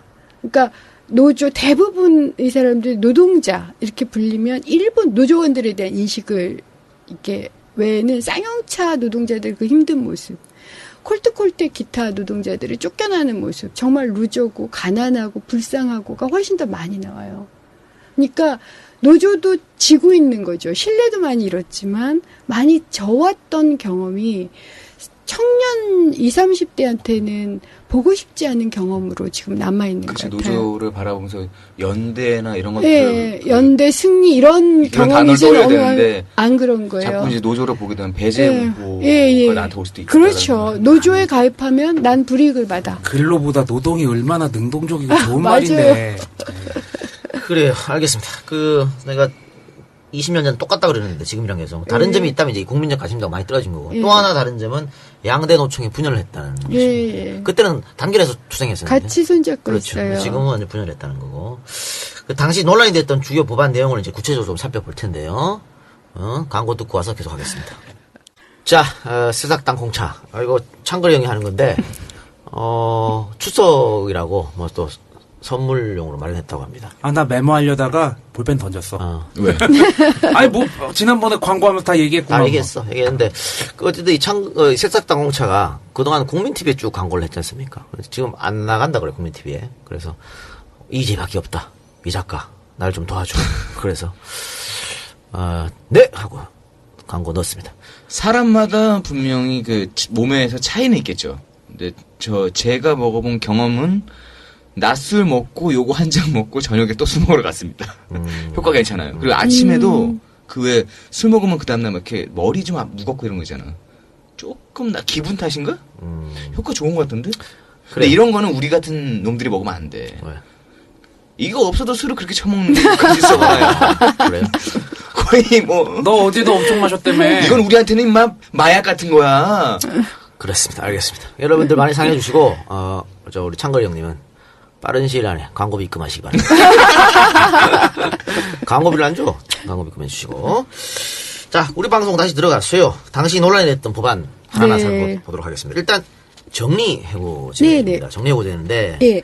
간단하게 설명드리면 필요한 경우에 해고를 하겠다 이런 얘기지 않습니까? 네. 그래서 이제 이게 실업자가 양산되고 해고가 남용되는 그런 건데 이것도 역시 정리해고제 그때 처음 도입된 것이죠. 그렇죠. 그러니까 그 전까지는 해고할 수 있는 유일한 방법은 징계해고밖에 없어요. 그러니까 뭐 본인이 잘못을 잘못했을 했을 때, 때, 하여튼 무단 결근을 마구 한다든가 하여튼 그런 뭐 금품을 받았다거나 예, 하여튼 그런 비리나 그런 것 때문에 하는 징계해고, 그러니까 개인 해고밖에 안 되는데 정리해고의 특징은 집단해고예요. 집단적으로 경영상의 어려움 때문에 집단적으로 1,000명, 2,000명을 잘라버릴 수 있는 해고가 도입한 거죠. 그렇죠. 통째로 몇 명 혹은 뭐 부서 어디 지점 이렇게 날릴 수 있다는 얘기죠. 완전히 날려버리는 해고 제도가 처음 들어온 거고요. 이 집단 해고 제도 때문에 우리나라가 OECD에서 해고 유연화 지수가 매우 높은 나라예요. 그러니까 개인 해고는 굉장히 엄격해요. 대신 집단 해고는 미래의 경영상의 위기 때문에도 해고해요. 근데 전 좀 짜증나는 게 경영 악화 혹은 무슨 뭐 경영 수지 악화 뭐 이런 얘기 하잖아요. 뭐 앞으로 뭐 수익이 없다. 지네가 재벌들이 돈 벌어가지고 R&D 안 하고 그 돈 들고서 있으면서 투자를 안 해놓고서는 왜 열심히 라인에 서가지고 열심히 일하는 노동자들한테 책임을 전가해서 그렇죠. 얘들 보고 나가라고 하는 거예요. 그다음에 이제 더 나쁜 것은 예를 들어서 1,000명이나 2,000명을 해고를 했잖아요. 네. 그것에 대해서 항의를 하거나 저항을 하는 것은 불법이에요. 그래서 그 경우 이제 손배소송을 당하죠. 그래서 1인당 많을 때는 몇 억씩, 지금 쌍용차도 이번에 2심에서 33억 또 당했잖아요. 그러니까 1억에서 5억, 심지어는 자기 연대보증인까지도 다. 그래서 완전히 파산이 되는 경우도 있어요. 그 돈이 필요해서가 아니에요. 돈으로 이업을 하는 거예요. 그러니까 한꺼번에 자르고, 이 자르는 것 때문에 당연히 저항이 일어날 수밖에 없잖아요. 그것에 대해서 아예 그 저항조차도 못하게 아예 돈으로 막아버리는 거죠. 그래서 현대자동차 비정규직 노조가 파업을 할 때는 이 철탑에 올라와서 파업을 했는데 하루 30만 원씩 손배당했어요. 그래서 우리가 특급 호텔도 이런 특급 호텔이 없다. 그리고 나와가지고 그것 때문에 소송을 당하거든요. 그러니까 돈을 꼭 받아야 되는, 정몽구가 2014년에 가져간 돈이 957억이에요. 그러니까 200억 정도가 자기 연봉이었고, 나머지는 배당인데, 뭐가 돈이 많이 필요하겠어요. 그리고 100조나 쌓고 있는데, 위협을 하는 거죠. 그래서 이 사람들한테는 1억, 2억, 3억, 1인당. 이런 것까지 하는 방식이 결합됐던 게 바로 이때예요. 그리고 또 변형 근로 시간제. 변형 근로시간제는 그런 거예요. 예를 들어서 그러니까 우리가 하루에 8시간 하고 나서 2시간을 더 해야 되면 연장 근로수당을 줘야 되잖아요. 줘야죠. 그러니까 돈이 드는데 변형 근로는 뭐냐면 그러니까 12시간, 그러니까 하루에 오늘 8시간 일하고 뭐 내일 14시간을 일하고 이렇게 할 때 이 연장 근로 수당을 안 주는 방식이에요. 그래서 이것을 흩뿌려가지고, 그러니까 최대 근로 시간을 그러니까 일주일에 뭐 50시간 한다고 칩시다. 그러면 우리가 지금 40시간이니까 10시간의 연장 근로 시간을 줘야 되는 거예요. 그런데 그때까지는 하루는 6시간 하고 그 다음 날은 뭐 10시간 하는 이런 변형 근로를 합의를 해놓으면 거기에 대해서는 별도의 수당을 안 주고 그냥 근로를 시키는 방식. 물론 최대 변형 근로 시간은 정해요. 그런 걸 가지고 이제 비용을 절감하는 거죠. 수당 안 주려고 한 거죠. 아, 수당 안 주려고 그러니까 예를 한 들면 이런 거예요. 겁니다. 근로시간을 56시간까지 늘릴 수 있다 그랬는데 이렇게 예를 들면 1개월 단위 주 56시간의 변형 근로제를 적용해가지고 2주는 주 56시간 근무시키고 나머지 2주는 32시간만 일을 그걸 시켜요. 하고. 그러면 그 초과 근로수당 한 푼도 안 주는 안 거예요. 주고. 요게 어느 회사가 이 혜택을 받냐면 이런 거 하면 냉난방 회사, 빙가루 회사, 계절 타는 회사. 그렇지.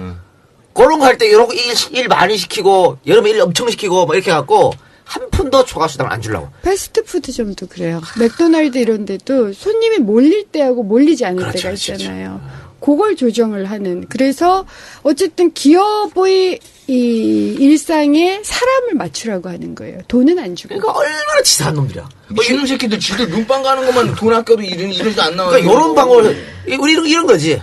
EJ. 목요일날만 손님 많잖습니까? 우리 직원들한테. 야, 목요일만 일하고 나머지는 초과수당 없어지네. 그런 거랑 똑같은 네, 거예요. 맞아요. 아니 우리 이렇게 악독한 기업주인 우리 이 작가도 안 하는 걸 말이야. 다음, 대체 근로제. 대체 근로제는 이제 지금은 없어졌는데요. 없었습니다. 지금은 다행이네요. 없어요. 파업을 한다는 건 공장이니까 사업자를 멈춘다는 그렇죠. 거잖아요. 근데 대체로 그걸 대체해서 근로자를 넣을 수 있다라는 거니까 파업을 못하게 하는 거죠. 그런데 이 조항은 지금은 없어요. 다만 누구한테 있냐? 하청한테는 있어요. 그렇습니다. 예를 들어서 SK의 협력업체라고 보통 우리 하청이 파업을 했잖아요. 그러면 이건 하청이 파업을 한 거잖아요. 그러니까 이 사장이 달라. 원청이 대체 근로를 넣을 수 있다라는 게 노동부의 현재 해석이에요. 법적으로는 그러니까 있다 없다가 없어요. 그래서 하청 노동자들이나 비정규직 노동자들이 파업을 못 해요. 파업권이 없는 거예요. 사실은 노동법상으로 보면 비정규직들은 시민이라고 보기 힘들어요.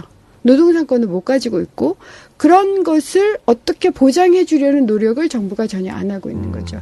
대체 근로는 그러니까 하청 노동자들한테 있다라고 봐야 되고요. 인간으로서 지금도 기본적인 권리 없어요. 존엄이나 가치 이런 거 없어요. 그냥 소모품, 정확하게 얘기하면. 단체 행동권을 없애버리는 거예요. 그렇죠. 일종의. 없애버리는 그러고서 거죠. 이제 무임금 무노동. 예. 파업해서 일 안 했으니까 월급 못 줘. 이런 거죠. 무임금 무노동 지금 있습니까? 지금 계속되고요. 아, 그렇습니까? 그게 굉장히 신기한 게 최태환이 감옥에 있을 때 물론 본인은 일을 했다고 하긴 하지만 어떤 319억을 가져갔거든요. 1년에. 그쪽은 왜 무노동 무임금이 아니지 제가 매번 이러는데 또 복수노조 허용하지 않겠다가 정부 아닙니다. 그러니까 그 복수노조 문제는 너무 복잡해서 네.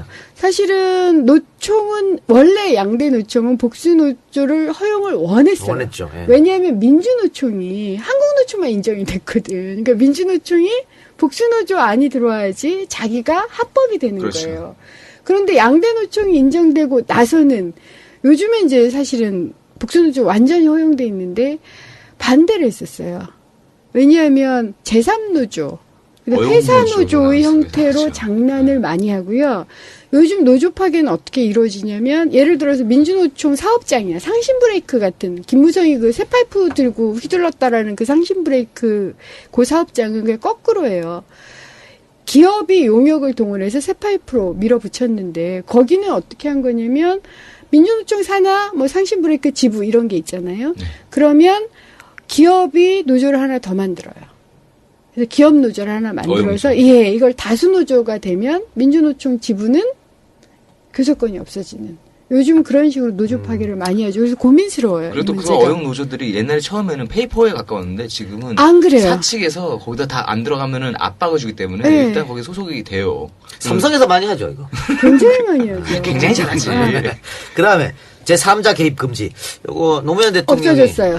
예. 이것도 없어졌죠. 노무현 대통령이 맨 처음에 감옥 갔을 때가 3자 개입 금지로 변호사가 음. 왜 노동에 끼어들어 해서 네. 구속시켜버렸는데. 그때 하여튼 요거 있었던 거고. 네. 또 노조의 정치활동 금지. 지금도 그렇죠. 이건 풀어야 돼요. 무조건 풀어야 돼. 기업은 정치활동 하잖아요. 끊임없이 로비하고 제가 국회의원 됐더니 국회에 각 기업 국회 담당자들이 상주를 해요. 그러면서 끊임없이 예를 들어 삼성 뭐 문제 터지면 의원님 뭐 읍소를 해요. 이거 좀 얘기 좀 예, 듣게 해주세요. 뭐 부르지 말아주세요. 뭐 롯데 다 상주해서 로비를 해. 그런데 노조는 왜 상주를 못 하느냐고요. 그렇다면 근데 이건 금지를 해놓고 있는 거죠. 매우 불평등한 조항이에요. 정치 활동이라는 거는 그것도 역시 아까 말씀드린 것처럼 인간이 가질 수 있는 기본적인 권리 중에 하나죠. 외국의 경우는 순수 정치활동을 빼고 순수 정치활동이라는 건 자기의 이익과 관련된 제도를 바꿔달라라든가 이런 거 말고 이거 뭐라고 해야 될까? 그냥 FTA 반대 이런 건 안 돼. 외국은 그런 건 안 된다라고 하는데 그 외의 뭐 법제도 개선이라든가 온갖 로비 활동을 다 보장해줘요. 우리는 아직도 안 되고 있다. 절대 안 되고 있죠. 또 연차 휴가 상한제. 연차 휴가는 30일을 넘지 않는다. 지금은 그건 일정 정도는 풀려 있는 거죠. 그러니까 지금 쭉 설명해 드렸는데 정말 재벌 편향적인 예. 노동법이었다. 그때가 유연화 법이 전면적으로 도입됐던 저는 거죠. 가장 은수미 의원님 말씀하신 것 중에 가장 인상적이었던 말이 기업의 인간들을 맞춰가지고 일을 하게끔 만드는 네. 거다라는 말이 지금 뭐 한 항목만 가지고 이렇게 말씀하셨는데 안 그런 게 없는 것 같아요. 예. 뭐 무임금 무노동도 파업 못하게 불평등한 것에 대해서 항의 못하게끔 만드는 거고 야 인간이라는 것이 참 이렇게까지 비루하게 만드는 건가. 그러니까 사람의 자질이나 능력은 굉장히 다양하잖아요. 근데 딱 하나의 잣대. 기업에 유용하냐, 기업에 얼마나 돈을 벌어다 주느냐에 따라서 사람이 등급화되는 거죠. 사실은 그런 법이 들어간 거예요. 그래서 온갖 노동 중에서 오직 기업에 이윤을 남기는 노동만 유연한 거고 그렇지 않은 사람은 해고되라 라는 얘기가 지금 나오고 있는 거죠. 다시 96년으로 가봅시다. 네. 예. 노동계가 총파업을 예고합니다. 그러자 경영단체는 즉각 노동자들을 협박하죠. 12월 3일 정부안이 확정되고 그로부터 일주일 뒤 정부는 노동관계법 개정안을 국회에 제출합니다. 다음 날 한국노총 박인상 위원장은 단식 농성에 들어갑니다. 12월 17일 신한국당은 정부안을 수정합니다. 그런데 신한국당이 수정한 노동법은 정부안보다도 훨씬 뒤떨어진 그런 법안이었습니다. 아니 아까 그거보다 어떻게 더 뒤로 가? 처음에 정부안을 보면은 복수노조 허용한다는 것이 합의돼가지고 제출이 됐는데 신한국당은 이 법 개정을 하면서 이제 개정안을 만들면서 3년 유예한다. 3년 뒤에 하겠다. 이런 조항을 삽입했습니다. 또 정리해고 사유를 경영학화, 작업 형태 변경, 업종 전환 등으로 구체화시켜서 마음만 먹으면 언제든지 사측에서 노동자들을 정리해고할 수 있게 만들었습니다. 그러니까 요건 코에 걸면 코걸이, 키 걸면 기걸이잖아. 그렇죠. 경영악화라든가. 이게 경영악화라는 거 업종 전환. 지들이 맨날 무덤발식으로 이거 사고 저거 사고 하면서 야 우리 업종 전환하니까 니들 나가 이렇게 하는 거예요. 아니 근데 이해가 안 되는 게 정부안도 개쌍욕을 먹고 있는데 우리 신한국당 의원들 그런 사람들이야. 뭐 몰랐어? 그러니까 아까 이 박사가 얘기한 게 맞다. 얘들은 DNA가 원래 이렇다. 아이 그 일제 때부터 거기까지 하겠습니다.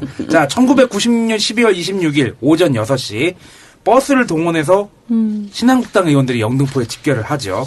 154명이었습니다. 친한국당의 전체 인원수는 157명이었는데 154명이 집결하는데 왜? 전부 한 다 명은 국회의장. 전부 다 참사한 거야. 전화기 돌려가지고. 그렇죠. 단체로 이들은 국회 본회의장으로 이동합니다. 이 노동관계법 개정안 등 11개 법안, 거기에는 안기부법도 있었죠. 7분 만에 날치기로 총 48번 망치질을 하면서 그리고 7번인가 일어났다 앉았다 했다며. 예. 그러면서 투표를 어떻게 했냐. 찬성하시면 기립. 그때는 그랬어요. 그렇게 그때는 그랬대요. 지금은 전자투표하는데 예. 누르는데 그때는 그랬대요. 착석. 그때 우린 이런 걸 봐야 됩니다. 뭐 신한국당 의원들 원래 그런 사람이라고 치고 그래도 노동에 대해서 이해를 하고 열심히 투쟁을 했던 김문수 또르코 노조위원장이었잖아. 그렇죠. 그 또르코 노조위원장 출신 김문수는 이 법 노동에서 알고 있으니까요. 이 말도 안 되는 법에 어떻게 했을까? 한번 가볼까요? 또 김문수 좋아하시잖아요. 좋아하죠. 김문수는 96년 국회 처음에 들어갈 때 뭐라 했냐면 죽는 일이 있더라도 거수기 노릇은 하지 않겠다. 이렇게 공언하고 들어갔지만 그러셨구나. 날치기 파동 때 끽 소리도 한 번 안 하고 뭐 반대합니다 이런 아무 소리도 안 하고 국회 본회의실에서 앉았다 일어났다를 반복하면서 찬성표를 던졌습니다. 그래서 쿠데타의 원조 보수라고 불리는 김종필에게 의회 쿠데타범이다. 김문수는. 쿠데타범이라고. 아니 인정해주는 거지. 그러니까 노동자를 위해 평생 헌신했다는 그래서 노동자의 대부라고 불렸던 김문수가 이따오 법안에 노동자를 거리로 내모는 법안에 그것도 날치기 통과시킨 이 법안에 앉았다 일어났다 반복했다. 얼마나 부끄러운 일입니까. 그래서 노동자들에게 당시에 김문수가 변절자 소리 듣는 건 당연한 거고 계란 세례까지 받았습니다. 당연하죠. 근데 저는 그 사실은 처음 알았어요. 노동자들이 신한국당 원래 그런 인간들이지만 내 김문수까지 그럴 줄 몰랐다. 그 김문수 처음 들어갈 때 그 얘기했던 자기 출사표가 좀 근사했거든요. 내가 저기 들어가서 꼭 이 나라 노동계 바꾸겠다. 나는 변치 않겠다라고 들어갔는데 또 있습니다. 김문수만큼 노동자를 사랑한 그분 이재호. 아, 이재호도 신한국당 의원이었거든. 맞아요. 이 박사님 당시 이재호가 뭐라고 이 날치기 통과해서 변명을 했는지. 나는 날치기 하는데 동원된 것이 분해서 회의장을 나오면서 달고 있던 국회의원 배지를 떼어 바닥에 던져버렸다. 라고 자빠졌다. 그리고 국회의원이 된 것을 처음으로 후회했다. 국회의원으로 다시금 자부심이 느껴질 때까지 달지 않기로 마음먹었다. 이후로도 여당 의원들은 2년 동안 정부의 거수기 노릇만 했다. 엉뚱한 쪽으로 흘러간다는 것을 깨달았지만 당내의 내 입지는 아직 그런 문제를 제기할 만한 위치가 아니었다. 당에서는 여전히 내가 자기들의 편인지 저울질할 뿐 나를 전폭적으로 신뢰하지 않았다. 사실 나 자신도 그런 관점에 대해 조금 신경이 쓰여서 웬만해서는 문제를 일으키고 싶지 않았다. 참 비겁한 변명이죠. 예? 네. 이 말 됩니까? 아니 자기가 분해서 회장을 나오면서 국회의원 배지를 바닥에 던져버렸다는데 그거 앉았다 일어났다 왜 하나? 그건 했잖아. 그거 앉았다 일어났다 했다니까. 그 짓을 왜 했어 그러면은? 버스 타고 왜 단체로 버스 타고 국회의사당으로 이동하냐 그러면은? 참 말도 안 되는 소리하고 자빠졌네. 아유. 그러니까 지배 세력이 사람을 고분고분하게 만드는 참 여러 가지 방법이 있는 것 같아요. 어쨌든 거기서 튕겨 나갔으면 이 사람은 지금도 국회의원의 자리는 보장이 못 받았을 테니까 결국 고분고분하게 만든 거죠. 저는 일면 이해가 됩니다. 근데 어쨌든 나중에 한나라당 독수리 오영재가 있었잖아요. 그분들은 결국은 뛰쳐나왔잖아. 맞아요. 여기서 내가 도저히 안 되겠다. 근데 이재호 김문수는 뛰쳐나올 때 뛰쳐나오지도 않았어요. 지금도 봐봐. 지금도 거기 앉아 붙어 있잖아. 지금도 김문수는요 삼성 만세를 외치고 있습니다. 이건희 잡혀갔을 때 풀어줘야 된다 그러고 삼성한테 더 지원을 해줘. 경기도지사 할 때. 그런 사람이 김문수예요. 요새 그가 그렇게 열심히 싸우던 분에 따라하고 되게 친하게 지내시는 것 같은데. 친하게 지내려고 지는 노력하고 있는데. 노력을 하죠. 왜냐하면 거기 지금 가서 공천받아야 있는 거잖아요. 되거든. 배신자 공천받아야 트라우마도 또 있고. 그러니까. 누나가 안 줄 수도 있어. 그렇지. 이재호 봐봐. 그 대선 때 저기 부산 가가지고 떡 먹고 돌아다니고 어떻게든 계속 근처에 돌긴 돌잖아. 이재호는 99%못 받을 것 같은데. 자, 이런 일이 있은 이후 전국은 급속히 얼어붙었고요. 국민들은, 특히 노동자들은 경악했습니다. 민주노총은 당일 즉각 전 사업장의 총파업을 지시했습니다. 한국노총도 다음날인 27일 총파업을 선언했죠. 이 양대 노총의 총파업 무려 한 달 동안 지속됐습니다. 김영삼 정부는 즉각 강경 대응을 천명했습니다. 이에 야당도 즉각 반발했습니다. 김대중의 국민회의, 김종필의 자민련, 이기택의 민주당 등은 즉각 반독재 투쟁 공동위원회를 설립했습니다. 근데 여기 독재라는 말은 누구한테 하신 거야? 반독재. 민주투사 김영삼이 독재자라고 불리면. 그러면서 여야 영수회담도 동시에 제의합니다. 또한 국회의장과 부의장의 사퇴 권고안을 국회에 제출했습니다. 마지막으로 헌법재판소에 노동법 날치기 무효 헌법 소원을 제출했습니다만. 네. 다만이지. 네, 다만 효과가 없었어요. 헌재가 어떻게 판결 내렸습니까? 노동법 날치기에 대해 명판결을 내렸습니다. 명판결. 국회의원의 권한을 침해했지만 가결 선포 행위 자체는 무효가 아니다. 술을 마셨으나 음주운전은 아니다. 얘네들 맨날 이래. 헌재 맨날 이러지 헌재 진짜 않습니까? 맨날 이래. 볼까요? 미디어법 통과할 때 어떻게 말했냐. 국회법의 일사부재의 원칙과 법률안 심의 절차를 반환점은 인정이 인정되나. 되나. 무효로 할 정도의 하자에 해당되지 않는다. 늘 이래요, 얘들. 비겁해 빠져가지고 진짜. 아유, 씨. 이러니까. 헌재 무용론이 나오는 거야. 그거 있으나 말하는 건데 뭐하러 있어? 이렇게 나오는 것이죠. 저는 그래서 헌재도 김영삼 정부 몰락에 기여를 했다. 난 봅니다. 그때 헌재가 막았으면 이상까지 안 갔다는 것이죠. 자, 정부와 신한국당의 날치기에 노동자들은 총파업으로 맞섰다고 방금 말씀드렸는데 구체적으로 봅시다. 양대 노총의 총파업, 지도부는 즉각 명동 성당으로 들어가서 투쟁을 벌였습니다. 그리고 이 사안인지라 방송국도 이번 파업에 동참을 했습니다. 이때는 방송국도 언론노조 살아있었네요. 장난 아니지. 방송이 비정상적으로 전파를 탔습니다. 다 대화하고 있는데 방송이 어떻게 나갑니까? 맨날 재방송하고 뉴스만 틀고. 그때 감옥에 있으면 모르죠? 전혀 몰라요. 전 신문으로만 봤어요. 그래서 놀라운 일이 일어나고 있구나. 물론 지하철도 파업에 동참합니다. 대다수의 시민들이 불편을 겪습니다. 하지만 이번만큼은 국민들도 불편을 감수하며 노동자들에게 그랬었구나. 힘을 실어주었습니다. 요즘 지하철 파업하면 국민들 난리 나요. 난리나요. 그거 돈 물어내라고. 그럼. 그리고 그런 면도 너무 피곤하기도 해요. 사실은 사람들이 빨리 출근해서 일을 하지 않으면 그것도 평가된다니까. 그러니까 약자가 연대하기가 힘든 게 내 코가 석자라서 그런 것 같아. 너무 피곤하고 지하철 아침에 타보면 웃는 사람이 없잖아요. 피곤해 쩔어가지고. 근데 파업까지 해? 이렇게 그렇죠. 되는 거죠. 근데 이때는 지하철 파업해도 다 박수 쳐줬다는 얘기예요. 그만큼 신한국당의 이번 날치기 처리는 무리한 것이었습니다. 게다가 노동법 안에다가 슬쩍 안기부법도 꼽사리 껴가지고 같이 날치가 됐습니다. 이 안기부법도 과거로 돌아가는 계약이었습니다. 그러니 국민들이 가만히 있을 수가 없습니다. 분노를 안 할래 안 할 수가 없게 되는 겁니다. 해가 바뀌고 1997년 1월 7일 김영삼은 연두 기자회견을 갖습니다. 이 회견에서 당연히 날치기와 한창 파업진 노동자들에 대한 이야기가 나왔습니다. 국민들은 김영삼이 당연히 유감 정도는 표시할 것이다. 북한도 했는데! 기대를 했습니다. 하지만 YS 방귀 낀 놈이 승질을 냅니다. 도대체 선진국 어느 나라에 노동쟁이가 있습니까?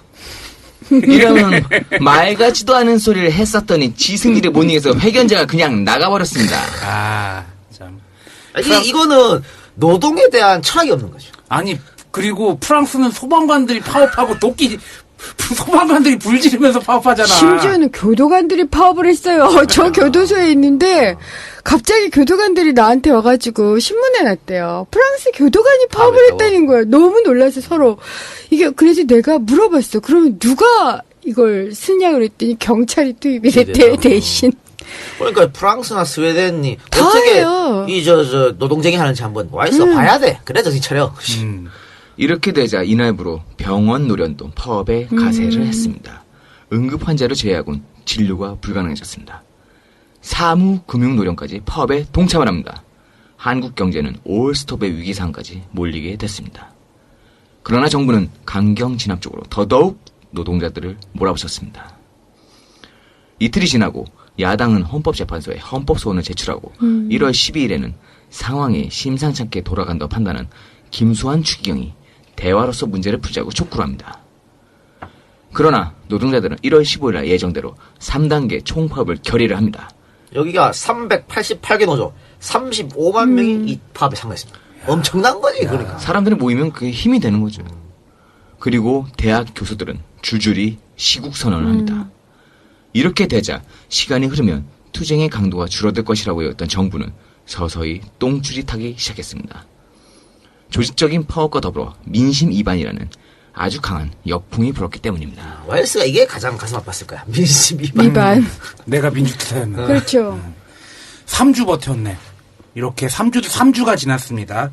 노동법 날치기가 통과되고 3주 동안 파업하고 또 여기저기 다른 노동조합들 합류하고 그러면서 3주가 지난 1997년 1월 17일 중앙일보 여론조사를 보겠습니다. 이 여론조사에 의하면 날치기 법안의 절차와 내용 모두 적합하지 않다라고 대답한 국민이 73.2%. 근로 의욕을 줄여서 경쟁력을 약화시킬 것이라는 의견이 75.9%. 노동법 개정이 사용자 측에만 유리하다는 의견이 83.6%.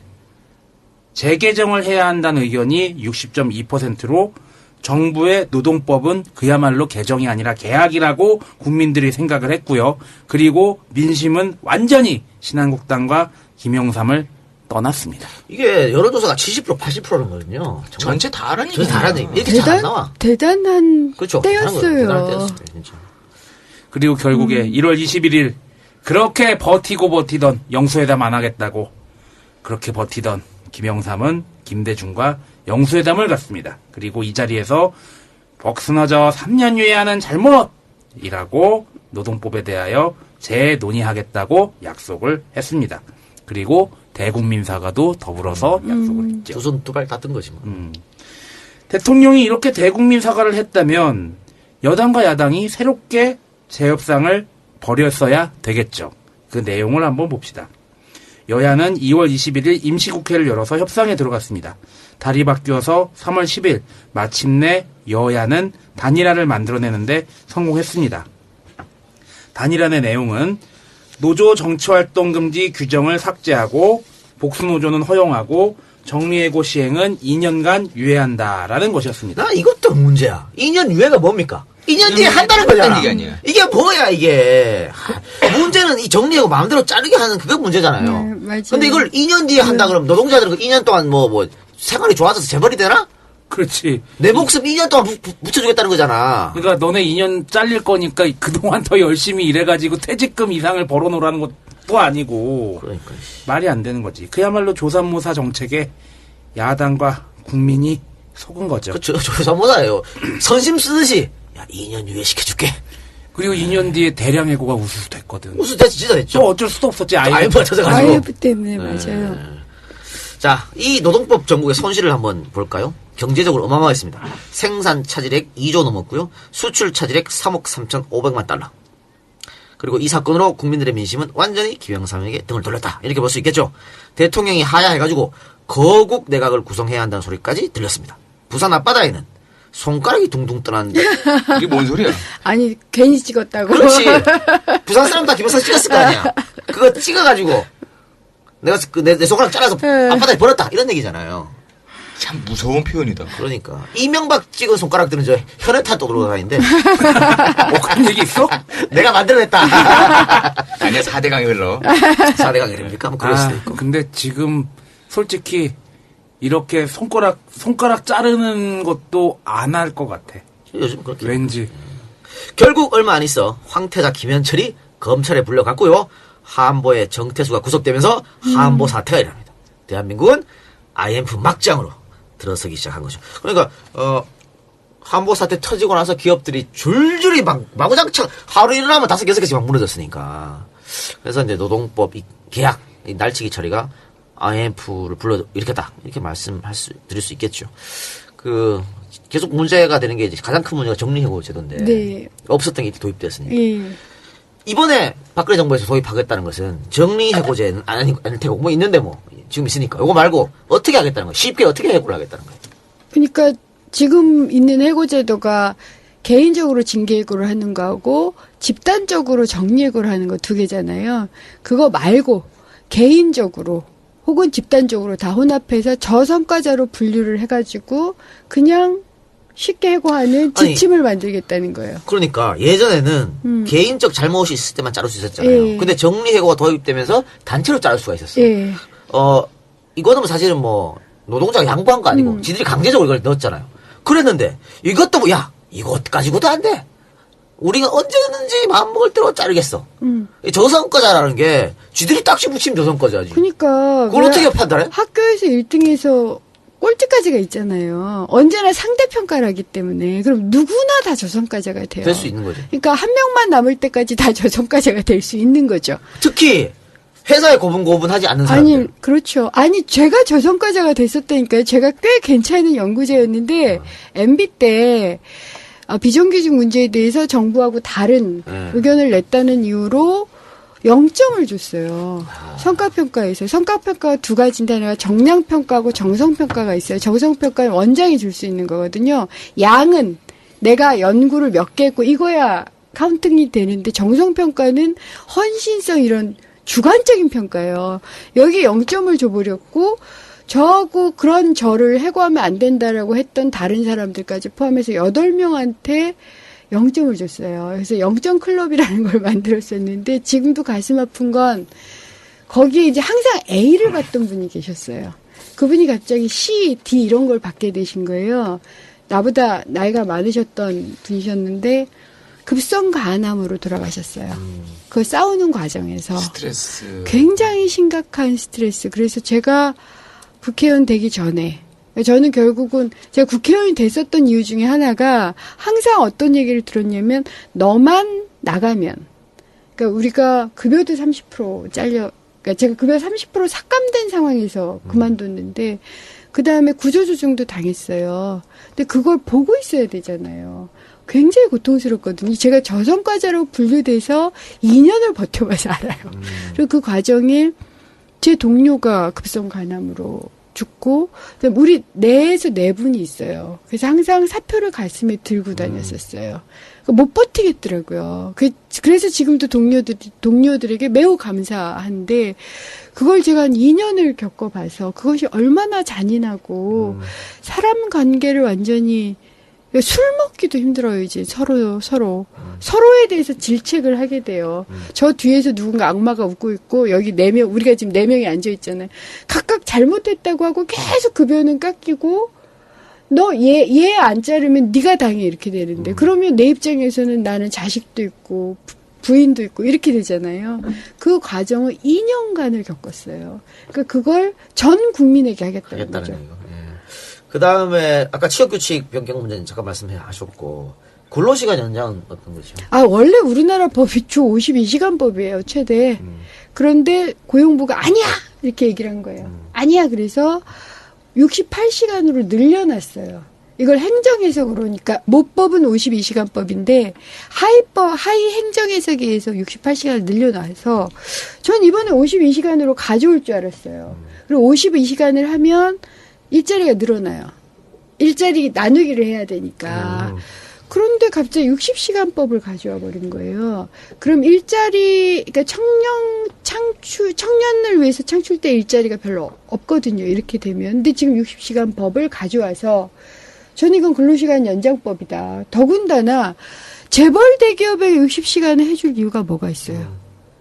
재벌 대기업은 돈도 있고 고용을 근로시간 줄이고 저녁 1인 3 만들고 그에 필요한 사람들은 일자리 더 고용을 하면 되잖아요. 돈도 있으니까. 근데 주 60시간법을 가져와서 거꾸로 갔어요. 그러면 이거 추가 근무 수당도 지급이 안 될 테고. 그렇죠. 그래서 저는 이건 만약 이제 중소기업은 좀 하기가 힘들면 그리고 가장 이제 고민이 되는 게 저임금 근로자들인데 네. 저임금 근로자들은 근로시간 단축 반대예요. 왜냐하면 임금이 너무 낮아. 그러면 같은 돈을 벌려면 일을 많이 해야 되잖아요. 그렇다고 최저임금을 많이 올려주지도 못하니까. 그래서 저임금을 받는 분들을 근로시간을 단축을 해드리려면 지원이 들어가야 돼요. 네. 그러니까 재벌한테 법인세라도 제대로 받아서 지원을 해드려야 되는 거죠. 그 경우는 어렵기 때문에 단계적으로 한다 하더라도 재벌 대기업 300인 이상 재벌 대기업한테는 곧바로 주 52시간 들어가는 게 맞아요. 그래서 이게 쟁점이 될 거예요. 비정규직 학대는 뭡니까? 비정규직 학대는 지금은 기간제 2년을 하면 네. 의무조항은 아니에요. 정규직으로 전환한다. 네. 이런 건데 이것을 그래서 2년 하고 나면 이렇게 노동자가 원할 경우에 이렇게 돼 있어요. 원할 경우에 2년을 더 연장을 한다. 그러니까 정규직 전환은 사라져버리는 거고요. 그래서 제가 원한다라는 것 때문에 항상 뭐라고 그러는데 아니 너 정규직 될래 2년 더 연장할래 이렇게 얘기하는 거 아니잖아요. 지금 잘릴래 2년 연장할래. 잘래 이 얘기를 하는데 선택의 여지가 없는데 원한다라는 말을 법에 넣겠다. 정말 잔인한 얘기예요. 나한테 선택지가 없어. 너 인턴 할래, 알바 할래 하는 거하고 똑같거든요. 근데 이게 무슨 선택의 여지가 있어서 원한다, 이냐. 그 다음에 거기에 또 파견제를 확대를 하면 어떻게 되냐면, 너 지금 잘릴래 2년 더 할래. 해서 2년 더 했어. 4년 후에는 너 파견할래, 하청할래 하게 되거든요. 파견을 확대하니까. 그래서 계속 기간제 파견, 하청, 기간제 파견, 하청, 알바, 인턴으로 평생을 가게 하겠다라는 법이어서 이건 안 된다라는 거죠. 김여산 정부 때랑 똑같네. 예, 똑같아요. 가슴이 아픈데. 근데 이 합의문을 보니까요. 정부가, 재벌들은, 사측은 다, 어떻게, 노력한다. 어떻게 제가 정말 디테일하다. 개선하도록 주의를 하겠다. 안 하면 그만이지 뭐. 그러니까, 그러니까 기업은 노력지원이에요. 청년 고용을 확대하기 위해서 노력한다. 해고를 자제하기 위해서 노력한다. 다 노력한대요. 말장난 아니야, 지금? 노력했으나 어쩔 수 없다 그러면 끝나는 거 아니야? 동반 성장을 위해서 노력한다. 근데 이쪽 일하는 분들이 해야 되는 것은 한다. 거기서 한국노총이 그래도 막았다라는 게 충분한 협의 후 한다는 거예요. 근데 그 협의라는 그러니까 게 협의라는 구조의 테이블에 앉을 수가 없잖아. 제가 뭐라고까지 했냐면 우리 대법원 판례 이런 게 판례는 다르긴 한데 어떤 단체 협약 중에 협의 후 합의한다라는 단체 협약이 있었어요. 근데 이분들이 파업을 한 거야. 파업을 하고 나서 돌아갔더니 회사가 해고를 해버린 거죠. 그런데 이 해고 문제는 협의 후 합의한다라고 됐거든요. 소송을 했는데 졌어요. 왜 졌냐? 이게 제보를 받은 건데 보니까 합의권 남용이라고 한 거예요. 합의조차도 그러니까 다른 대법원 판례는 다른데 이 대법원 판사는 합의권 남용이다. 이건 인사경영권인데 왜 노조하고 합의를 해야 돼? 합의마저도 법원에서 부정되는 상황에서 협의요? 그냥 이렇게 서로 만나면 끝이에요. 그러니까 아무것도 아닌 게 된 거죠. 그래서 노동자들은 한다가 되고 재벌은 노력한다가 되고. 아니 근데 합의라는 말도 못 넣었다. 못 넣었어요. 그러니까 양보를 제가 안 해주나? 뭐까지 얘기를 했냐면 아니 이게 법이 아니고 합의문이라는 것은 그러면 심지어는 어떤 표현까지 있냐면 가급적 정규직으로 전환시킨다라는 표현도 있어요. 왜 가급적이란 말을 넣냐? 법이 아니다. 그냥 상시 업무는 정규직으로 전환한다라고 얘기해도 이것이 입법이 되는 게 아닌데 상시 업무는 가급적 정규직으로 전환하기 위해서 노력한다 이렇게 돼 있어요. 가급적 노력하겠다. 왜냐면 의원님. 그것도 동의해줄 수가 없는 거야. 네. 그만큼도. 은 의원님, 우리나라 헌법에 근로가 권리이자 의무로 돼 있죠. 근로 권리가 1이고요. 예. 그러니까 1항이고 2항은 의무예요. 그리고 그래서 잘못됐어요, 사실은. 노동 3권도 헌법에 보장돼 있나요? 당연히 보장되지. 33조. 그러니까 헌법 32조는 적정한 임금을 위해서 그러니까 주도록 국가가 노력해야 되고 최소한 최저임금을 보장해야 된다가 32조고요. 33조가 노동 3권, 34조가 사회복지권이에요. 복지권이에요. 아니 헌법대로 이거 안 되는 거 아닌가? 그런 생각이 드네. 아니 그러니까 제가 우리 헌법 전문에 제가 이 전문은 이런 얘기가 있어서 우리들과 우리들의 자손의 안전과 자유와 행복을 영원히 확보할 것을 다짐한다가 헌법 전문은 마지막 부분이에요. 예. 그다음에 10조를 보시면 모든 국민은 인간으로서의 존엄과 가치를 가지며 행복을 추구할 권리를 가진다. 국가는 개인이 가지는 불가침의 기본적 인권을 확인하고 이를 보장할 의무를 진다. 그래서 오늘 국정감사 때 제가 고용부한테 물어봤어요. 당신들이 주도한 그 합의문이 이 헌법 전문가 헌법 10조에 합치한다고 보냐. 그랬더니 뭐 노력은 해보겠습니다. 그러니까 온갖 사례를 보여주면서 어떻게 이렇게 자르냐. 그러니까 잔인한 사례가 뭐냐면 이미 임금 패키지를 적용했어. 또 하래요. 그러니까 깎고 또 깎고. 그 다음에 어떤 곳은 아직 가이드라인은 합의를 안 했잖아요. 그런데 이미 10%씩 매번 자르겠다고 가이드라인을 만들어 버렸어요. 이런 게 인간의 존엄과 가치를 보장해야 된다는 헌법 10조에 합치하냐. 그리고 헌법 전문. 우리와 우리들의 자손의 영원한 행복을 다짐하기 위해서 이 헌법을 만들었다. 이게 헌법 정신이거든요. 이건 그러니까 헌법 외에 재벌과 정부가 있는 거예요. 그럼 앞으로 어떻게 되는 겁니까, 이제? 정부하고 재벌은 반드시 이걸 법으로 통과시키길 바랄 텐데. 우선, 시운해고하고 취업규칙 불이익 변경은 법으로 안 가져왔어요. 네. 지침으로 한다는 거고, 전 지침도 무서워요. 왜냐하면 지침은 국회에서 손대기가 되게 힘들어요. 알아서 물론 법적인 이 강제력은 없지만 어떤 짓을 할 거냐면 보통 이제 부당해고 같은 걸 하면 근로감독관들이 움직여주거든요. 근데 근로감독 안 하겠다는 얘기예요. 그러면 기업은 마음대로 할 거고, 그래서 지침으로 2개나 하고 나머지 기간제법이나 이런 건 법으로 하겠다는 거고요. 법안 소위에서 논의를 하고 여기서 합의를 봐야 되는데 합의는 안 될 거예요. 그리고 8대 8이기 때문에 통과하기는 어려운데 여야 비율이 얘네들이 어떤 방법을 쓰려고 하는지 정말 잘 모르겠어요. 예전에는 날치기가 가능했는데 지금 그러긴 힘들거든요. 안 되죠, 날치. 네. 근데 어쨌든 열심히 막는 것. 시뮬레이션을 아마 지들이 다 짜고 있을 거예요. 다 짜고 있어서 저도 지금 시뮬레이션을 짜보고 있어요. 국회법에 따라서 얘네들이 무슨 짓을 하려고 하는지. 그래서 여러 가지 가능성이 있는데 사실은 통과될 가능성은 상당히 적어요. 그리고 저는 막을 수 있다고 생각해요. 근데 문제는 이제 지침을 막기가 힘들어서 제가 지금 ILO나 UN에 제소할 생각이에요. 이거 인권 침해예요. 그러니까 나치가 그런 짓을 했죠. 스탈린도 그런 짓을 했어요. 그러니까 등급으로 나누는. 그다음에 일제도 그런 거 했잖아요. 한국 시민으로서 해서 2등 국민으로. 조센지는 2등 국민이고 거기서 등급을 나누는. 지금 정부가 그 짓을 하겠다는 거고요. 이런 현재 OECD 국가 중에 제가 알기로는 이런 가이드라인을 만든 나라가 없어요. 법도 아니 없고. 헌법을 지키기 위해 노력하겠다고 말하는 사람들이 ILO나 UN을 무서워하겠어요. 그리고 사례가 그렇잖아. 뭐 아무리 UN이나 ILO나 그런 데서 아니면은 뭐 다른 국제기구에서 뭐라고 얘기해도 뭐 콧방귀나 꼈나? 그래도 여론은 있잖아요. 아무래도 그래도 저는 그러니까 아까 왜 여론조사 결과를 계속 보여주셨는데 지금 여론이 반반이에요. 제가 보면 어떤 여론은 이게 잘못됐다라는 게 더 많이 나오기도 하고 꼭 5대5로 매번 나뉘어서 저는 국제적인 그러니까 지금 우리 내부에서 별로 힘이 없잖아요. 양대 노총도 그렇고 그러면 국제적인 뭐 여론도 좀 환기를 해보고 고소고발도 해보고 이게 부담이 돼요. 신용평가나 이런 거에 문제가 되기 때문에 할 수 있는 건 다 해봐야죠. 다 해봐야죠. 그러니까 제가 할 수 있는 모든 걸 다 하겠다는 게 제 입장이고 온갖 걸 다 검토하고 있고 제가 가지고 있는 모든 인맥과 네트워크와 뭐 능력과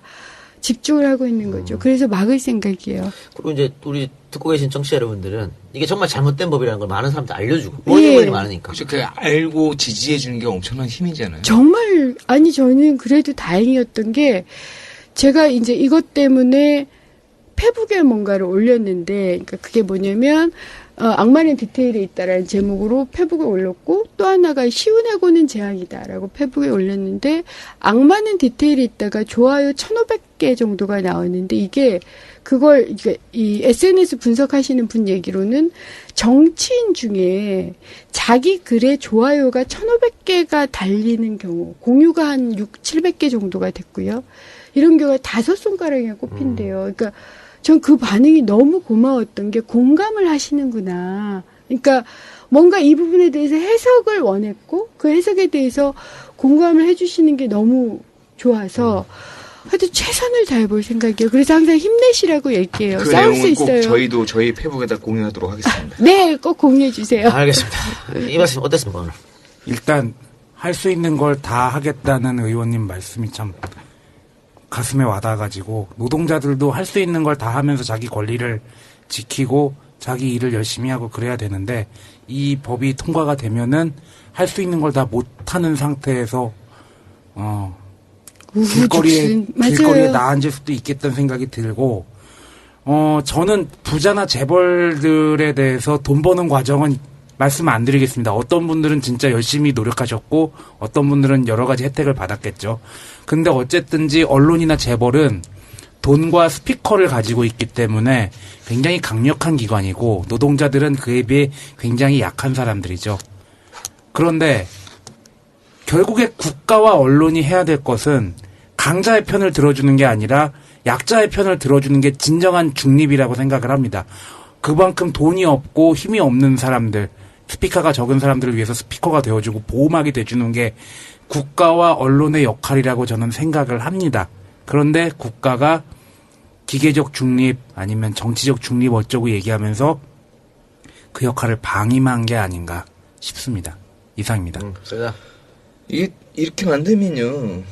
이게 단기적으로는 어떻게 보면 수치상으로 이익을 가져올 수도 있어요. 어느 쪽이 됐든 뭐 기업 쪽이 되겠죠. 근데 장기적으로 되면요. 이거 결국에는 그 노동자들이 갖고 있는 그 생산력, 생산 의지 내지는 노동 의지를 갖다가 깎는 역할밖에 못 합니다. 왜? 우리 그러잖아요. 나 여차하면 외국 나가서 살고 싶고 외국 나가서 거기는 일하면 일한 만큼 대우받는데 하지만 나가기가 어려우니까 못 나간다는 얘기들을 자료적으로 많이 하잖아요.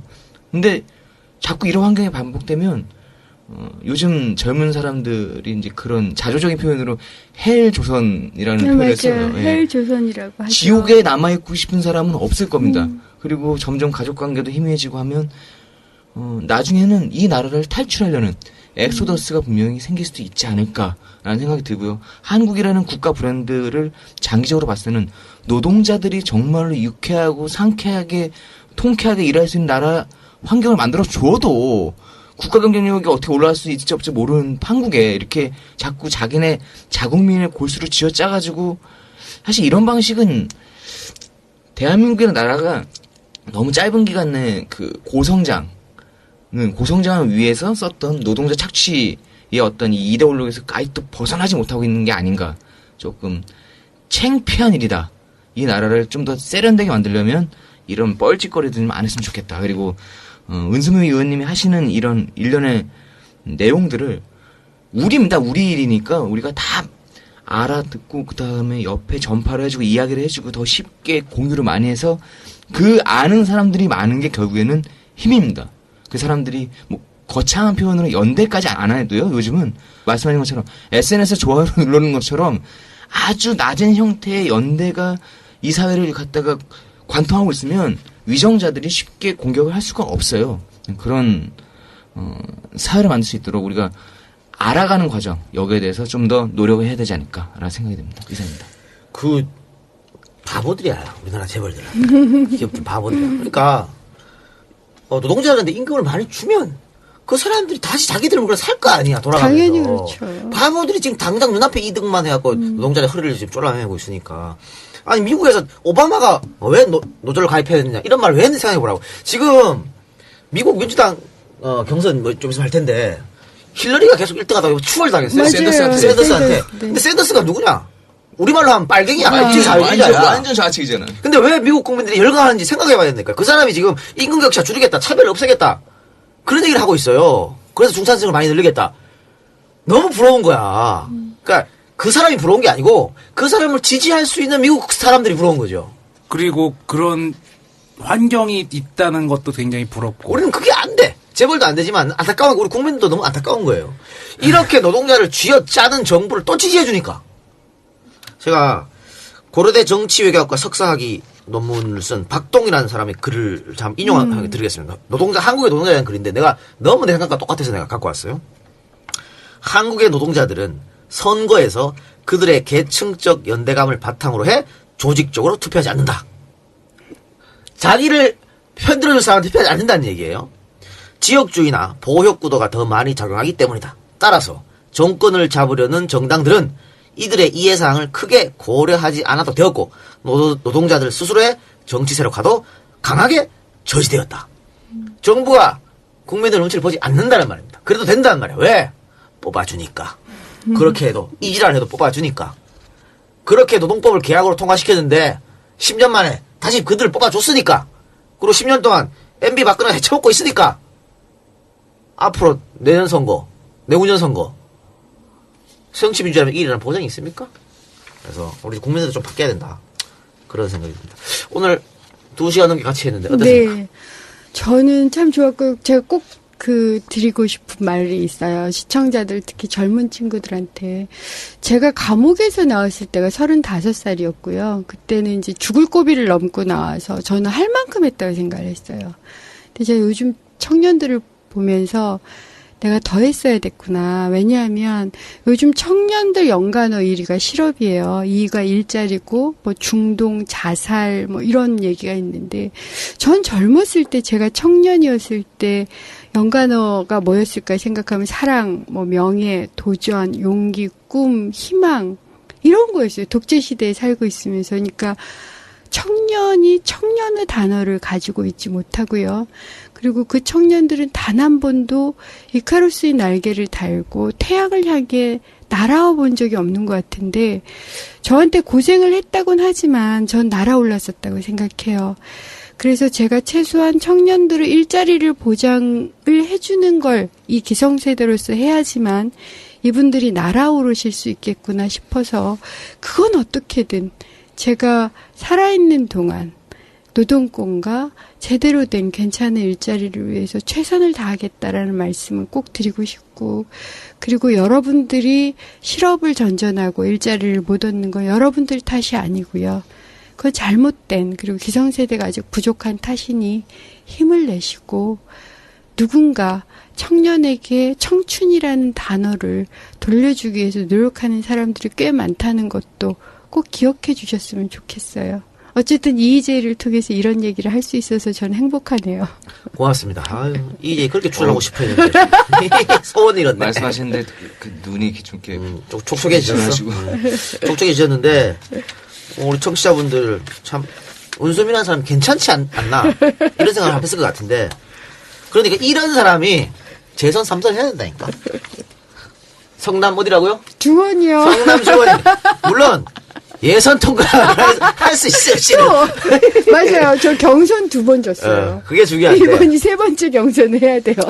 그래서 꼭 지금 새누리당 의원이 신상진 의원, 네. 삼선 의원이에요. 하고 있으니까 네. 좀 꺾어 눌러가지고. 제 친구가 거기 단대오거리에서 국밥집 하고 있으니까 정말요? 좀 국밥집 이름 그 도와달라고 말씀드릴게요. 도와드릴게요. 중요해요. 제가 상가는 전체는 한 바퀴씩 돌고 있는데 앞으로 또 돌 거고요. 뭐 열심히 뛰어야죠. 여러분도 많이 도와주세요. 혹시 성남 중원에 친척이나 뭐 친구가 살고 있으면 그렇죠. 입성을 내주셔야 돼요. 은수미 같은 사람이 없더라. 이렇게 소문내 주시기 바랍니다. 다음 장. 그래서 또 EJ가 배출한 국회의원 은수미 이거 한번 합시다. 이제 성남시장 있었고 또 이재명 시장 되게 좋아하시더라. 네. 그렇죠? 교육감 있었고 이제 국회의원도 한 명 나와야지.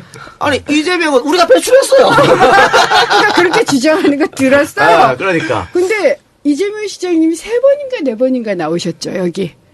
이제 세 세번 번인가. 나왔어요. 그렇죠. 네. 그런 사람이 없던데요. 3번은 처음이죠. 그렇죠. 그래가지고 아니 본인이 2번은 본인이 요청한 거예요. 나좀 나가면 안 돼. 이렇게.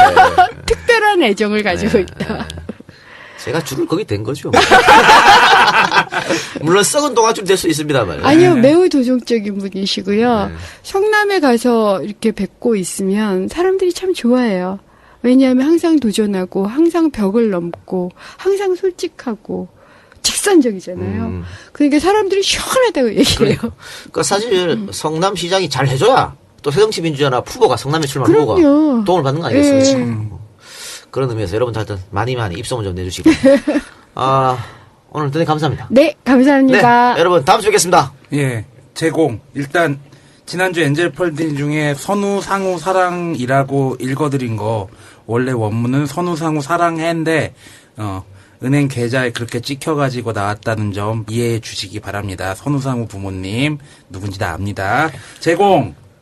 송주혜, 골드문트, 이창화, 임미선, 박상용, 라만차, 정소영.